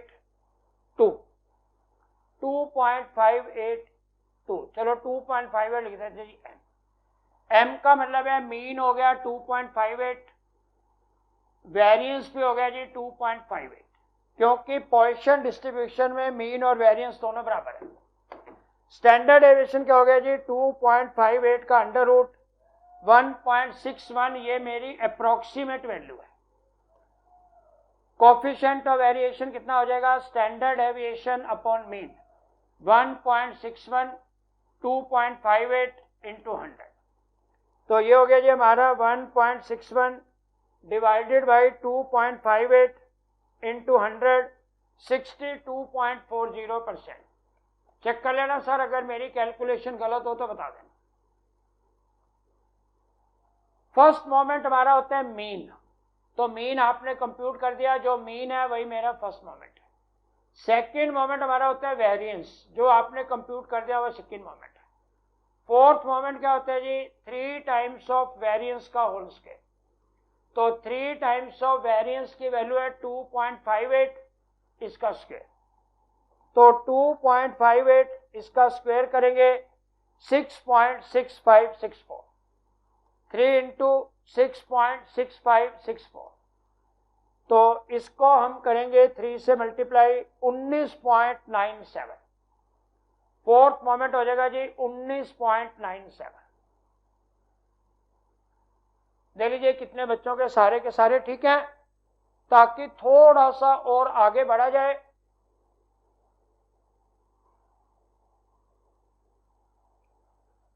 all correct. Nikita Singhal, very good बेटा Nikita, really you are doing good. First and second moment क्या होता है? फर्स्ट मोमेंट होता है बेटा मीन, सेकंड मोमेंट हमारा होता है वेरिएंस, थर्ड मोमेंट मैंने आपको नहीं बताया, वो करने की जरूरत भी नहीं है क्योंकि वो हमारे सिलेबस में भी नहीं है। फोर्थ मोमेंट होता है जी 3 टाइम्स ऑफ वेरिएंस का होल स्क्वायर। अब देखो जी हमने क्या किया, x belongs to Poisson, 2 time probability of x equal to 4, 5 time probability of x equal to 7। मुझे बताना है मीन की वैल्यू क्या होगी, मुझे बताना है वेरिएंस की वैल्यू क्या होगी, स्टैंडर्ड डेविएशन क्या होगा, कोफिशिएंट ऑफ वेरिएशन क्या होगा। बाकी सब चीजें एक बार निकल आई तो जो जो कहोगे सब कंप्यूट हो जाएगा। भैया लास्ट क्वेश्चन करो फिर मैं आगे बढ़ूं।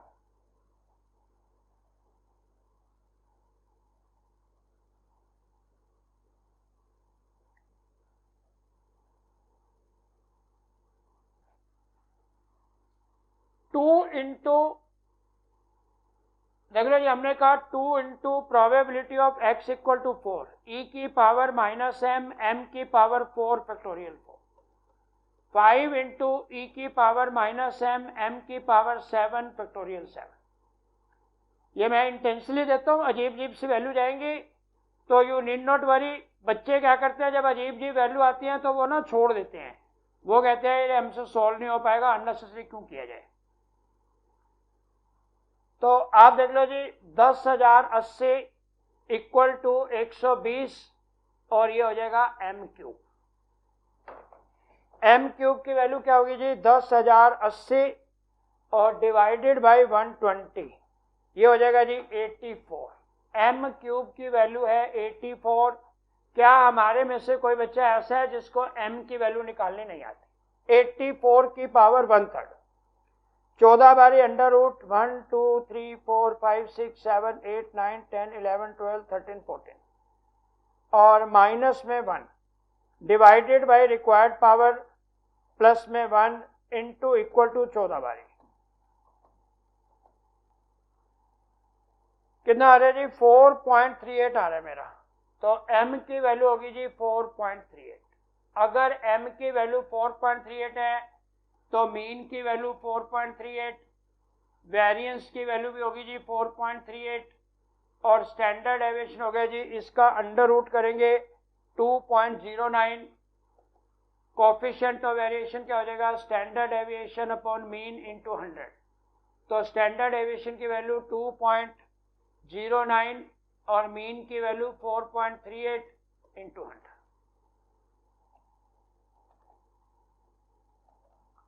47.787980 जो भी आ रहा हो कोई प्रॉब्लम नहीं है, अप्रोक्सीमेट वैल्यू यही आएंगी जी 47.7172, जिसका जो भी आ रहा है कोई हार्डली मैटर्स। वो तो ऑप्शन में जो लिखा होगा आप उस पर टिक कर देना। मैं दोबारा बोल रहा हूँ, मान लो आपका आ रहा है 47.78, उसने लिखा हुआ है 47.81, तो नन ऑफ दीज मत लिखना क्योंकि जो नियरेस्ट वैल्यू होती है वही लिखनी होती है। क्योंकि मैंने आपको पहले बोला, मुझे एक दो बच्चों ने बोला है सर अगर हमारा आंसर बिल्कुल टैली नहीं होता तो हम नन ऑफ दीज लिख देते हैं। जो नियरेस्ट वाली वैल्यू होगी उसको आप ले सकते हो, क्योंकि उन्होंने कंप्यूट किया है कि आपका 4 डिजिट लिए 5 लिए तो वो अप्रोक्सीमेट वैल्यूज में आंसर आ जाएगा। अब देखो जी आप क्वेश्चन क्या करोगे, ये हमारा प्रोबेबिलिटी का लास्ट क्वेश्चन है, फिर मैं आगे बढ़ रहा हूं। आपने किया जी 1 से लेके 70 तक बॉल्स है और ए बॉल इज ड्रॉन रैंडमली। ए कह रहा है 10 का डिविजिबल होगा, बी कह रहा है 15 का डिविजिबल होगा। मुझे चाहिए ए नॉट बी। बी नहीं जीतेगा प्रोवाइडेड ए हैज वन। ए नहीं जीतेगा प्रोवाइडेड बी भी नहीं जीता। और प्रोबेबिलिटी ऑफ ए जीतेगा प्रोवाइडेड बी भी जीता है। इसमें पेपर में क्वेश्चन आते हैं तो आप ज्यादातर टेस्ट में गलत करते हो, इसलिए एक बार इस कॉन्सेप्ट का लास्ट क्वेश्चन और कर दो ताकि फिर प्रोबेबिलिटी को कंक्लूड करके हम आगे बढ़े। देखो जल्दी लिख लो बेटा, ए कब कब जीतेगा? ए जीतेगा अगर 10 का डिविजिबल होगा। 10 का डिविजिबल हो गया जी 10, 20, 30, 40, 50, 60, 70। बी कब कब जीतेगा? बी जीतेगा जी 15, 30, 45, 60। मेरे को कल एक बच्ची का फोन आया था, सर केवल एक क्वेश्चन इस टाइप को और करा देना, मुझे ध्यान आ गया, मैं कहा चलो एक क्वेश्चन में कर देता हूं। तो प्रोबेबिलिटी ऑफ ए क्या हो गया जी 1, 2, 3, 4, 5, 6, 7, 7/70 1/10। प्रोबेबिलिटी ऑफ बी हो गया जी 1, 2, 3, 4, 4/70 2/35। प्रोबेबिलिटी ऑफ कॉमन भी कुछ है तो देख लीजिए, कॉमन है जी एक तो 60 वाला एक 30 वाला, बस मैंने कहा दो कॉमन है तो हम कहेंगे जी 2/70। Probability of A union B क्या होता है? ए यूनियन बी होता है probability of A plus probability of B minus probability of A union. ये चार आपके पास कंक्लूजन आने के बाद क्वेश्चन में कोई प्रॉब्लम नहीं रहेगी। 7/70, 4/70, 2/70, 9/70। अब आते हैं जी probability of losing A provided B has won. Probability of A losing B winning upon probability of B winning.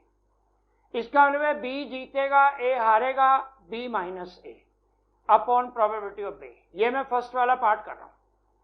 B minus ए का मतलब है probability of B minus probability of common upon probability of B.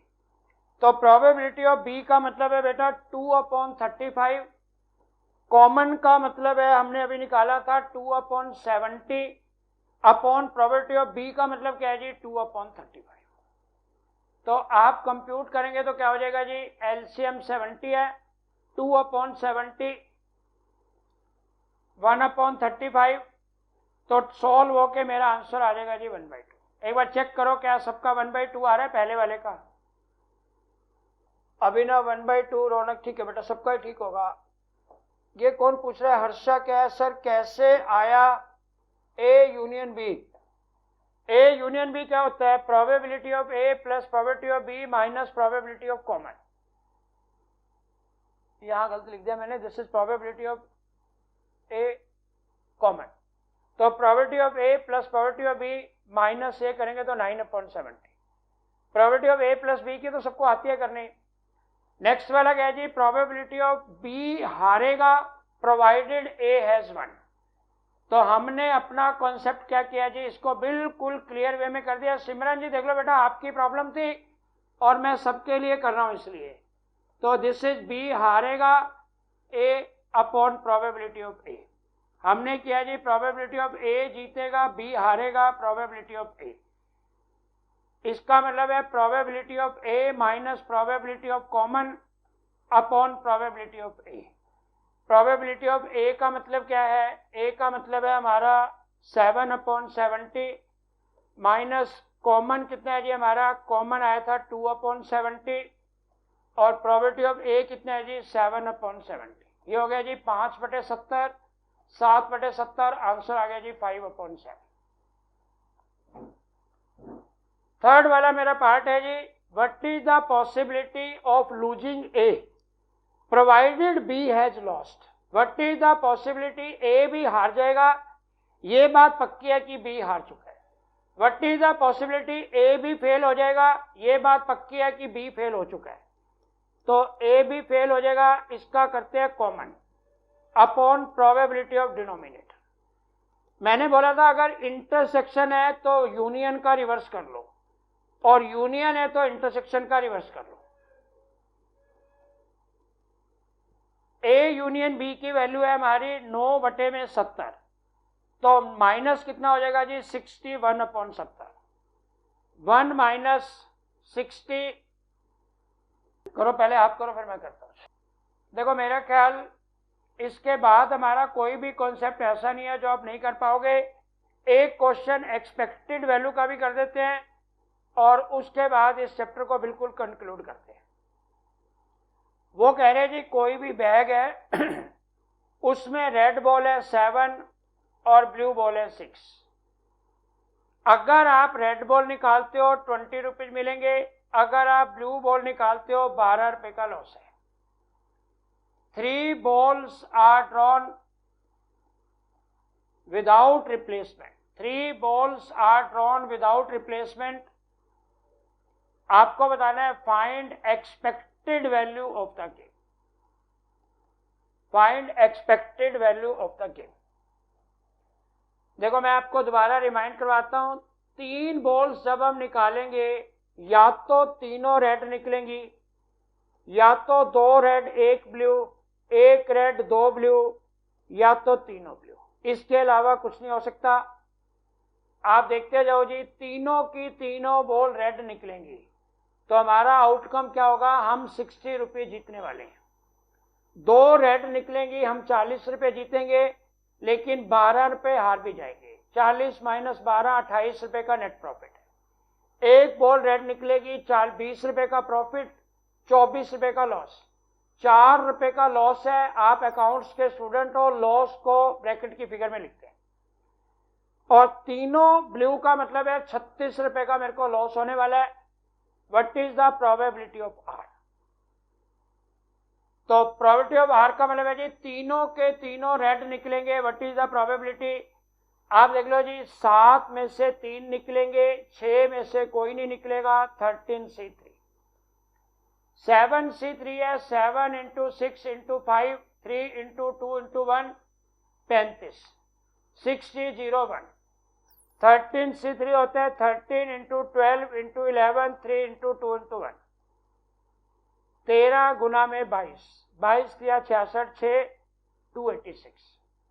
देखो paper में अगर आपकी practice अच्छी है आपको सब चीजें याद होंगी। जैसे मैं डायरेक्टली लिखता हूँ 7C3 का ये मतलब है, तो मैं आपको समझाने के लिए देखो बार बार करके दिखाता हूँ। लेकिन अब जैसे हमें सबका मालूम है 13C3 क्या होगा, डायरेक्टली भी लिख सकता हूँ मैं, फिर आपको डाउट ना हो, देखो मुझे बार बार करना पड़ता है। आप भी प्रैक्टिस अच्छी करोगे, आपको करने की जरूरत ही नहीं पड़ेगी, सीधा सीधा मालूम होगा जी 13C3 का क्या मतलब। 2 रेड निकलेंगी, 1 blue, 7C2, 6C1, 13C3 upon आ गया 286। 7C2 का मतलब होता है जी 28, सॉरी 7C2 होता है 21, और 6C1 का मतलब है 6।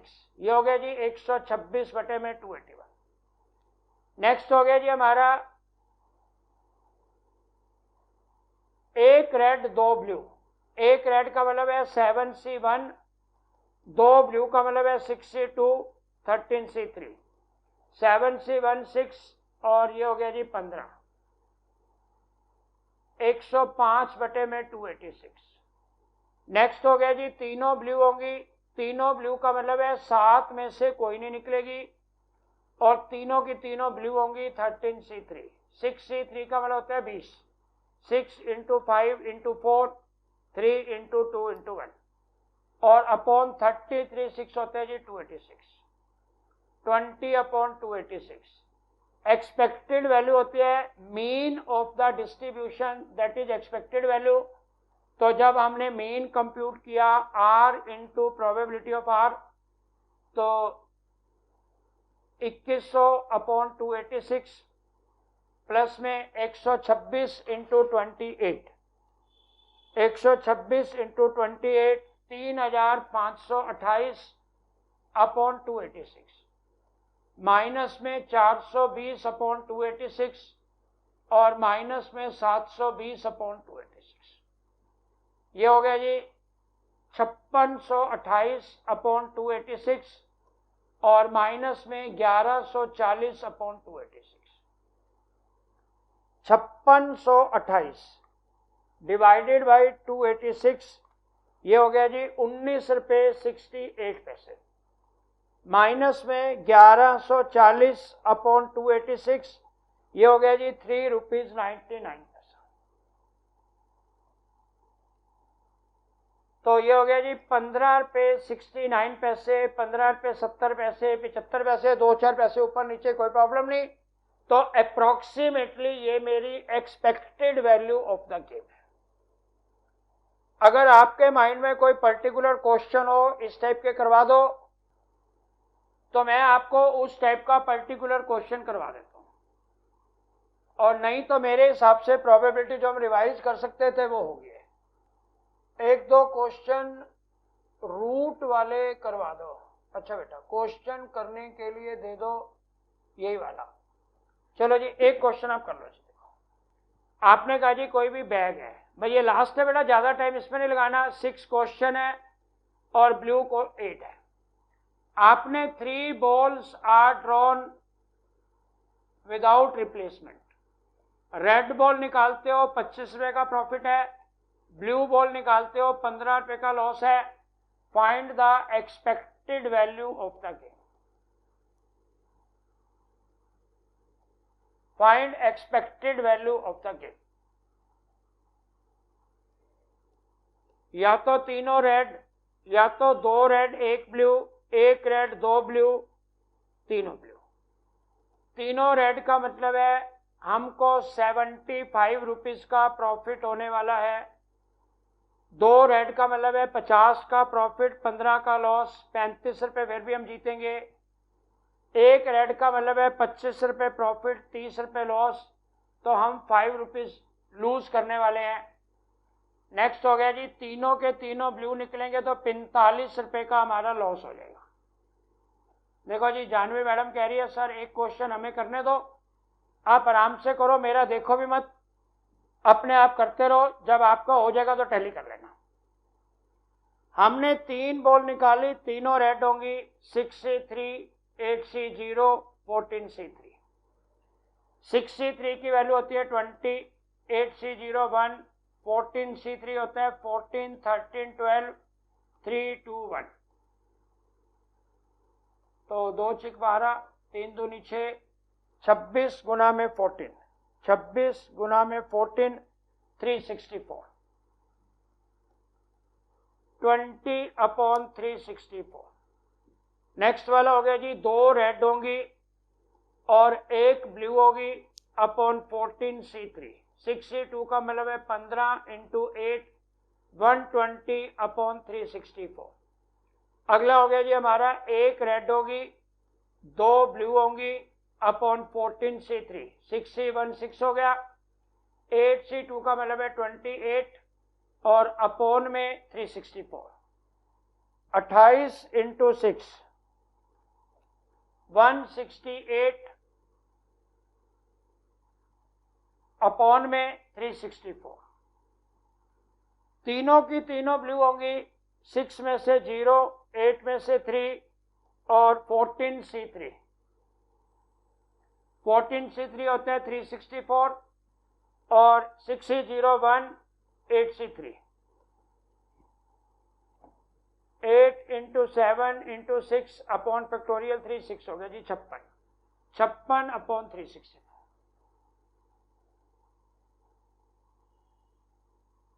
मैं तो समझ लो नहीं कर रहा हूं, बस आप अपना कर लीजिए। लास्ट में आंसर टैली कैसे होगा, केवल आंसर टैली करने के पर्पज से मैं बहुत आराम कर रहा हूं। किसी को कोई दिक्कत होगी तो वह चेक भी कर सकता है। इतनी आराम से करने का नहीं तो कोई लॉजिक नहीं होता। R × प्रोबेबिलिटी ऑफ R, 1500/764, 120 गुना 35, 4200/7 364 और 168 × 5, 840, 840/364 और 56 गुना 45, 2520/364। ये 2 लॉस की फिगर है, ये 2 प्रॉफिट की फिगर है। 5700/364 प्रॉफिट, लॉस वाले को घटा देंगे 3360/364। तो आपने किया जी 5700 डिवाइडेड बाई 364, 15 रुपये 66 पैसे। लॉस कितना हो रहा है आपका 3360 divided by 364, 9 rupees 3360 divided by 364, 9 rupees 23 पैसे। तो हमारा जो प्रॉफिट होने की संभावना है वो आ जाएगी जी 6 रुपीज 43 पैसे। केवल आप अपना आंसर देख लीजिए, अपने आप करते रहो जिसका जो भी है। अभी हम केवल 2 मिनट के लिए रुक जाते हैं, कोई नहीं, आप अपना कर लीजिए, पानी वानी पी लो। तो 2 मिनट के बाद ना मैं 3 मेरे पास नए कॉन्सेप्ट हैं, उनको करने के बाद हम इस चैप्टर को बिल्कुल कंक्लूड कर देंगे। और इस बार ही टेस्ट में कोशिश करना सबके बहुत अच्छे नंबर आए। तो केवल 2-3 मिनट का ब्रेक है, फटाफट पानी वानी पी के अपना दोबारा शुरू करते हैं।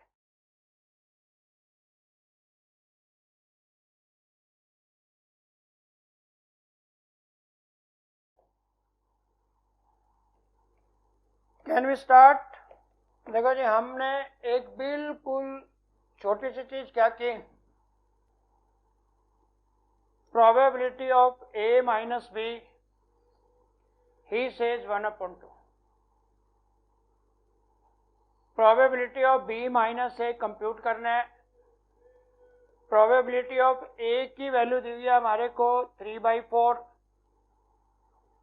और प्रोबेबिलिटी ऑफ बी की वैल्यू दी हुई है हमारे को, लेट अस टेक 4/5। आप एक चीज देख लो जी, जो मेरा गिवन है प्रोबेबिलिटी, कोई भी सॉल्व नहीं करेगा, आप मेरी बात सुन लीजिए। ये होता है probability of A minus probability of common. Probability of A का मतलब है 3/4 और कॉमन का मतलब मुझे मालूम नहीं है, लेकिन मुझे ये मालूम है ए माइनस बी की वैल्यू है 1/2। तो प्रोबेबिलिटी ऑफ कॉमन क्या हो जाएगा, 3/4 minus 1/2। 4 as it is, 3 minus 2, this is 1/4। Probability of A and B कितना हो गया जी, 1/4। अब हमें चाहिए probability of B minus A, तो probability of B minus probability of common, B की वैल्यू है 4/5 minus 1/2, 10 LCM that is equal to 3/10। एक आधी बार इस तरह का क्वेश्चन आया हुआ है, आप सब लोग कर लोगे, कोई बहुत बड़ी बात नहीं है। लेकिन केवल ये कि अगर किसी बच्चे को डाउट है तो उसको डाउट ना रहे, इसलिए मैं कर रहा हूं। एक देखो बिल्कुल छोटी सी प्रॉब्लम है, मुझे 2-3 बच्चों ने बोला मैं उस प्रॉब्लम को क्लियर कर देता हूं। उन्होंने कहा जी, जो हमारे इस तरह के क्वेश्चन होते हैं कॉन्टिन्यूअस सीरीज वाले, कभी कभी अगर ऐसे पेपर में आ जाए तो हम उनको सॉल्व कैसे करेंगे। तो मैं एक क्वेश्चन में आपको मीन, मीडियन, मोड निकाल के दिखा देता हूं और एक क्वेश्चन में मैं आपको standard deviation, mean deviation, quartile deviation निकाल के दिखा दूंगा। उसमें क्या हो जाएगा, हमारी सारी चीजें क्लियर होती जाएंगी।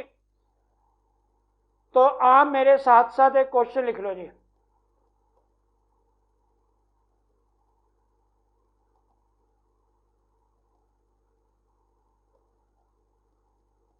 एट्टी तक लिख लीजिए और हमारी फ्रीक्वेंसी होगी जी, लेट अस टेक 9, 11, 12,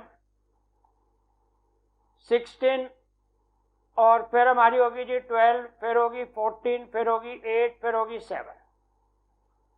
सबसे पहले देखो जी, मीन कैसे निकलता है, आपको 11th क्लास का याद होगा। हम निकालते हैं इसको एज्यूम्ड मीन से। Assumed mean plus sigma F D dash x upon sigma F, आप ऐसे करते थे 11th में। पहले आपको एज्यूम्ड मीन मानना पड़ेगा मिड वैल्यू में से। मिड वैल्यू होगी जी 0, 10 की 5, 15, 25, 35, 45, 55, 65, 75। इसको हम बोलते हैं number 1, this is exclusive series. Number 2, इसको हम बोलते हैं जी नॉर्मल सीरीज। ना इसका कोई ओपन एंडिंग है, ना इसका कोई क्लोज एंडिंग है। तो नॉर्मल सीरीज से मीन, मोड, मीडियन सब निकल सकता है। ए मानने के लिए आपकी ऑप्शन होती है लोएस्ट वाले और हाईएस्ट वाले की एवरेज मान लो। 5 + 75 80, 80 का आधा 40, मैंने मान लिया जी 35। सपोज मैं मान लेता हूँ 35, तो ए की वैल्यू मानी जाएगी 35। जिसने 11th में पढ़ा हुआ है बहुत अच्छी बात है, करते जाओ। dx की वैल्यू है -30, -20, -10, 0, 10, 20, 30, 40। dx क्या होता है जी? x माइनस ए, जो आपका x है मिड वैल्यू, उसमें से a को घटा दीजिए। स्टेप डेविएशन मेथड का मतलब है आप इसमें से i कॉमन ले लीजिए और ये हो जाएगा d डैश x, -3, -2, -1, 0, 1, 2, 3, 4। और f d डैश x क्या होता है? -27, -22, -12, 0, 12, 28, 24, 28। तो हमारा क्वेश्चन क्या हो गया जी? देखो मीन कंप्यूट करते हैं a plus sigma F D dash x, इसको n बोलते हैं, सिग्मा एफ को इंटू आई। a का मतलब है 35, इसकी वैल्यू होगी जी -61,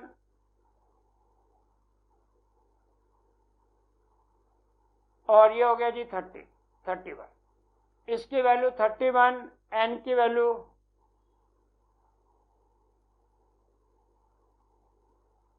89, i का मतलब है 10।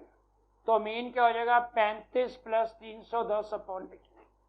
तो इस तरह के क्वेश्चन आने की कोई संभावना नहीं होती है, लेकिन जिसने भी बोला बेटा मैंने मना नहीं किया, आपने बोला एक क्वेश्चन करके दिखा देना, तो एक क्वेश्चन हम जरूर कर देते हैं, लेकिन ये केवल टाइम वेस्ट करने के अलावा और कुछ नहीं है। 38.48 हमारा मीन आ गया। 11th में आप सब लोगों ने किए थे बड़े बड़े क्वेश्चन, आपका बड़ा पेपर आता था, आप करते थे, तो इसमें नहीं करना है, प्लीज आप थोड़ा सा ध्यान रखना। अब देखो जी, हम मेनली क्या करते हैं, बिल्कुल थोड़ा सा सिंपल सा काम है। हम आगे चैप्टर अपना स्टार्ट करते हैं जी लॉगरिथमिक वाला, मैथमेटिक्स का चैप्टर है लॉगरिथमिक। तो इसके 3 पार्ट मैंने बोला था जी, एक पार्ट है रेशियो, एक प्रोपोर्शन, एक आपका इंडाइसिस और एक आपका लॉगरिथमिक। बाकी 3 में किसी को कोई भी प्रॉब्लम नहीं है, केवल लॉगरिथमिक के मैं थोड़े से क्वेश्चन आपको करके फटाफट दिखा देता हूँ। 5 मिनट में बेसिक बता देता हूँ। लॉग क्या होता है हमारा? 2 तरह का होता है, एक होता है नेचुरल लॉग और एक हमारा होता है जी नॉन नेचुरल लॉग।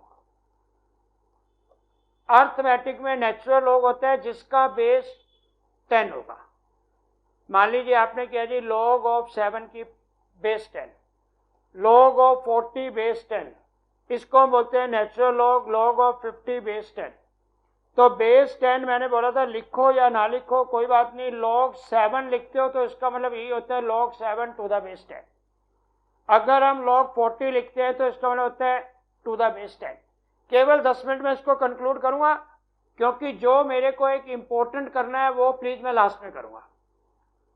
तो हमारा सबसे पहले वाला कॉन्सेप्ट क्या था? सबसे पहले वाला कॉन्सेप्ट था, अगर हम नेचुरल लॉग को सॉल्व करते हैं तो log m plus log n की वैल्यू होती है log of m।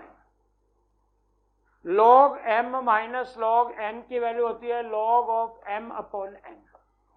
log of m to the base n होता है जी n log m, और m log n की वैल्यू होती है log ऑफ n की पावर m। ये हमारे गुरुसेवक जी की प्रॉब्लम थी, तो मैं 10 मिनट जरूर लगा के एक बारी कंक्लूड करता।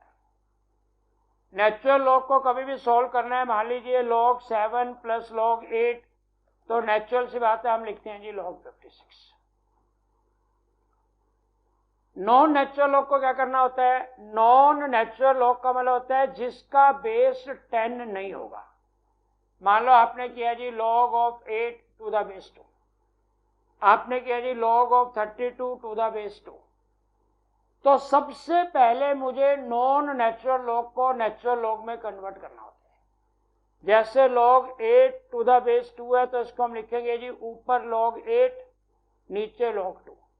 इसका मतलब है ऊपर है हमारा log of 8 to the base 10, नीचे है log of 2 to the base 10। तो ये बेस 10 लिखने की जरूरत नहीं है, तो हम ऊपर वाले को सॉल्व करके नीचे वाले की फॉर्म में ले आते हैं, log ऑफ 2 की power 3 upon log of 2। log of m की पावर n क्या हो गया जी, n as it is log 2 upon log 2, तो मेरा आंसर कितना आ जाएगा बेटा 3। बिल्कुल सिंपल सा होता है गुरसेवक जी, आपने बोला था, मैंने थोड़ा सा स्टार्ट कर देता हूं। आप सब लोगों ने एक क्वेश्चन करना है, बहुत इंपॉर्टेंट है। वो कह रहे हैं जी log of 24 to the base 12 A के बराबर है, log of 36 to the base 24 B के बराबर है, log of 48 to the base 36 C के बराबर है। मुझे वैल्यू निकालनी है ए बी सी प्लस 1 की वैल्यू क्या होगी। तो देख लो जी, हमने क्या किया, log 24 अपॉन log 12, इसकी वैल्यू होगी ए। log 36 अपॉन log 24, इसकी वैल्यू होगी बी। log 48 अपॉन log 36, इसकी वैल्यू होगी सी। मेरे को चाहिए ए बी सी प्लस 1। ए का मतलब है log 24 अपॉन log 12, बी का मतलब है log 36 अपॉन log 24, सी का मतलब है log 48 अपॉन log 36 प्लस में 1। log 36 cancel, log 24 cancel, log of 48 upon log of 12 plus 1। हम करेंगे log of 48 plus log of 12 upon में log of 12। log of m plus log of n क्या हो जाएगा जी, 48 इंटू 12 576 अपॉन log ऑफ 12।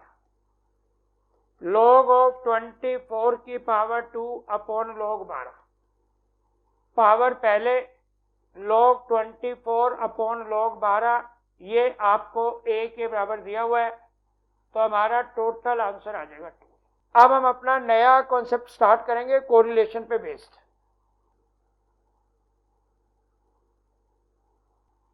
देख लो, केवल and केवल मेरे को एक क्वेश्चन करके बताओ जी, ये मेरा कंज्यूमर प्राइस इंडेक्स है और ये हमारी वेजेज है। 1991 में कंज्यूमर प्राइस इंडेक्स था 337 और वेजेस थी, लेट अस टेक 49,000।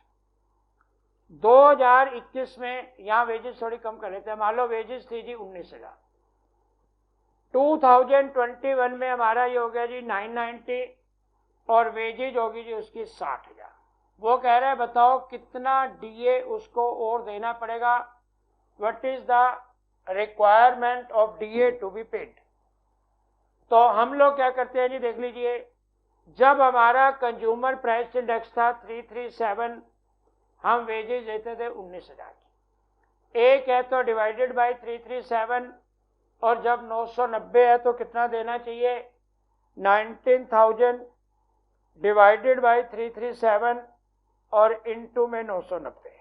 अब हमारी वेजेज बनती है 55,816 और हम उसको ऑलरेडी वेजेज दे रहे हैं 60,000, तो हमारा आंसर आ जाएगा जी no DA is required to be paid as real wages is increased. Real wages is already increased. हमारा रियल वेजेज बढ़ चुका है और जब रियल वेजेज बढ़ जाता है तो कोई भी डीए हमें देने की जरूरत नहीं होती।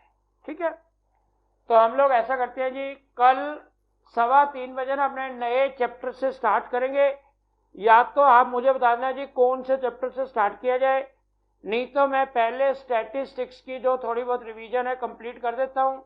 एक हमारा रहेगा कोरिलेशन रिग्रेशन का और एक हमारा रहेगा जी इंडेक्स नंबर का, और थोड़ा सा थ्योरी का पार्ट है, बार चार्ट क्या होते हैं, लाइन चार्ट क्या होते हैं, ये सब चीज़ें मैं थोड़ी थोड़ी बता दूंगा। तो हमारा स्टैटिस्टिक्स का भी रिवीजन हो जाएगा और मैथ का भी मैंने मेन रिवीजन किया, और उसके बावजूद भी आप कोई भी चीज़ बोलोगे मैं करने की कोशिश करूंगा। ठीक है जी, thanks a lot, take care, goodbye, have a nice day, enjoy the life. मजे करो, पढ़ाई भी साथ करो।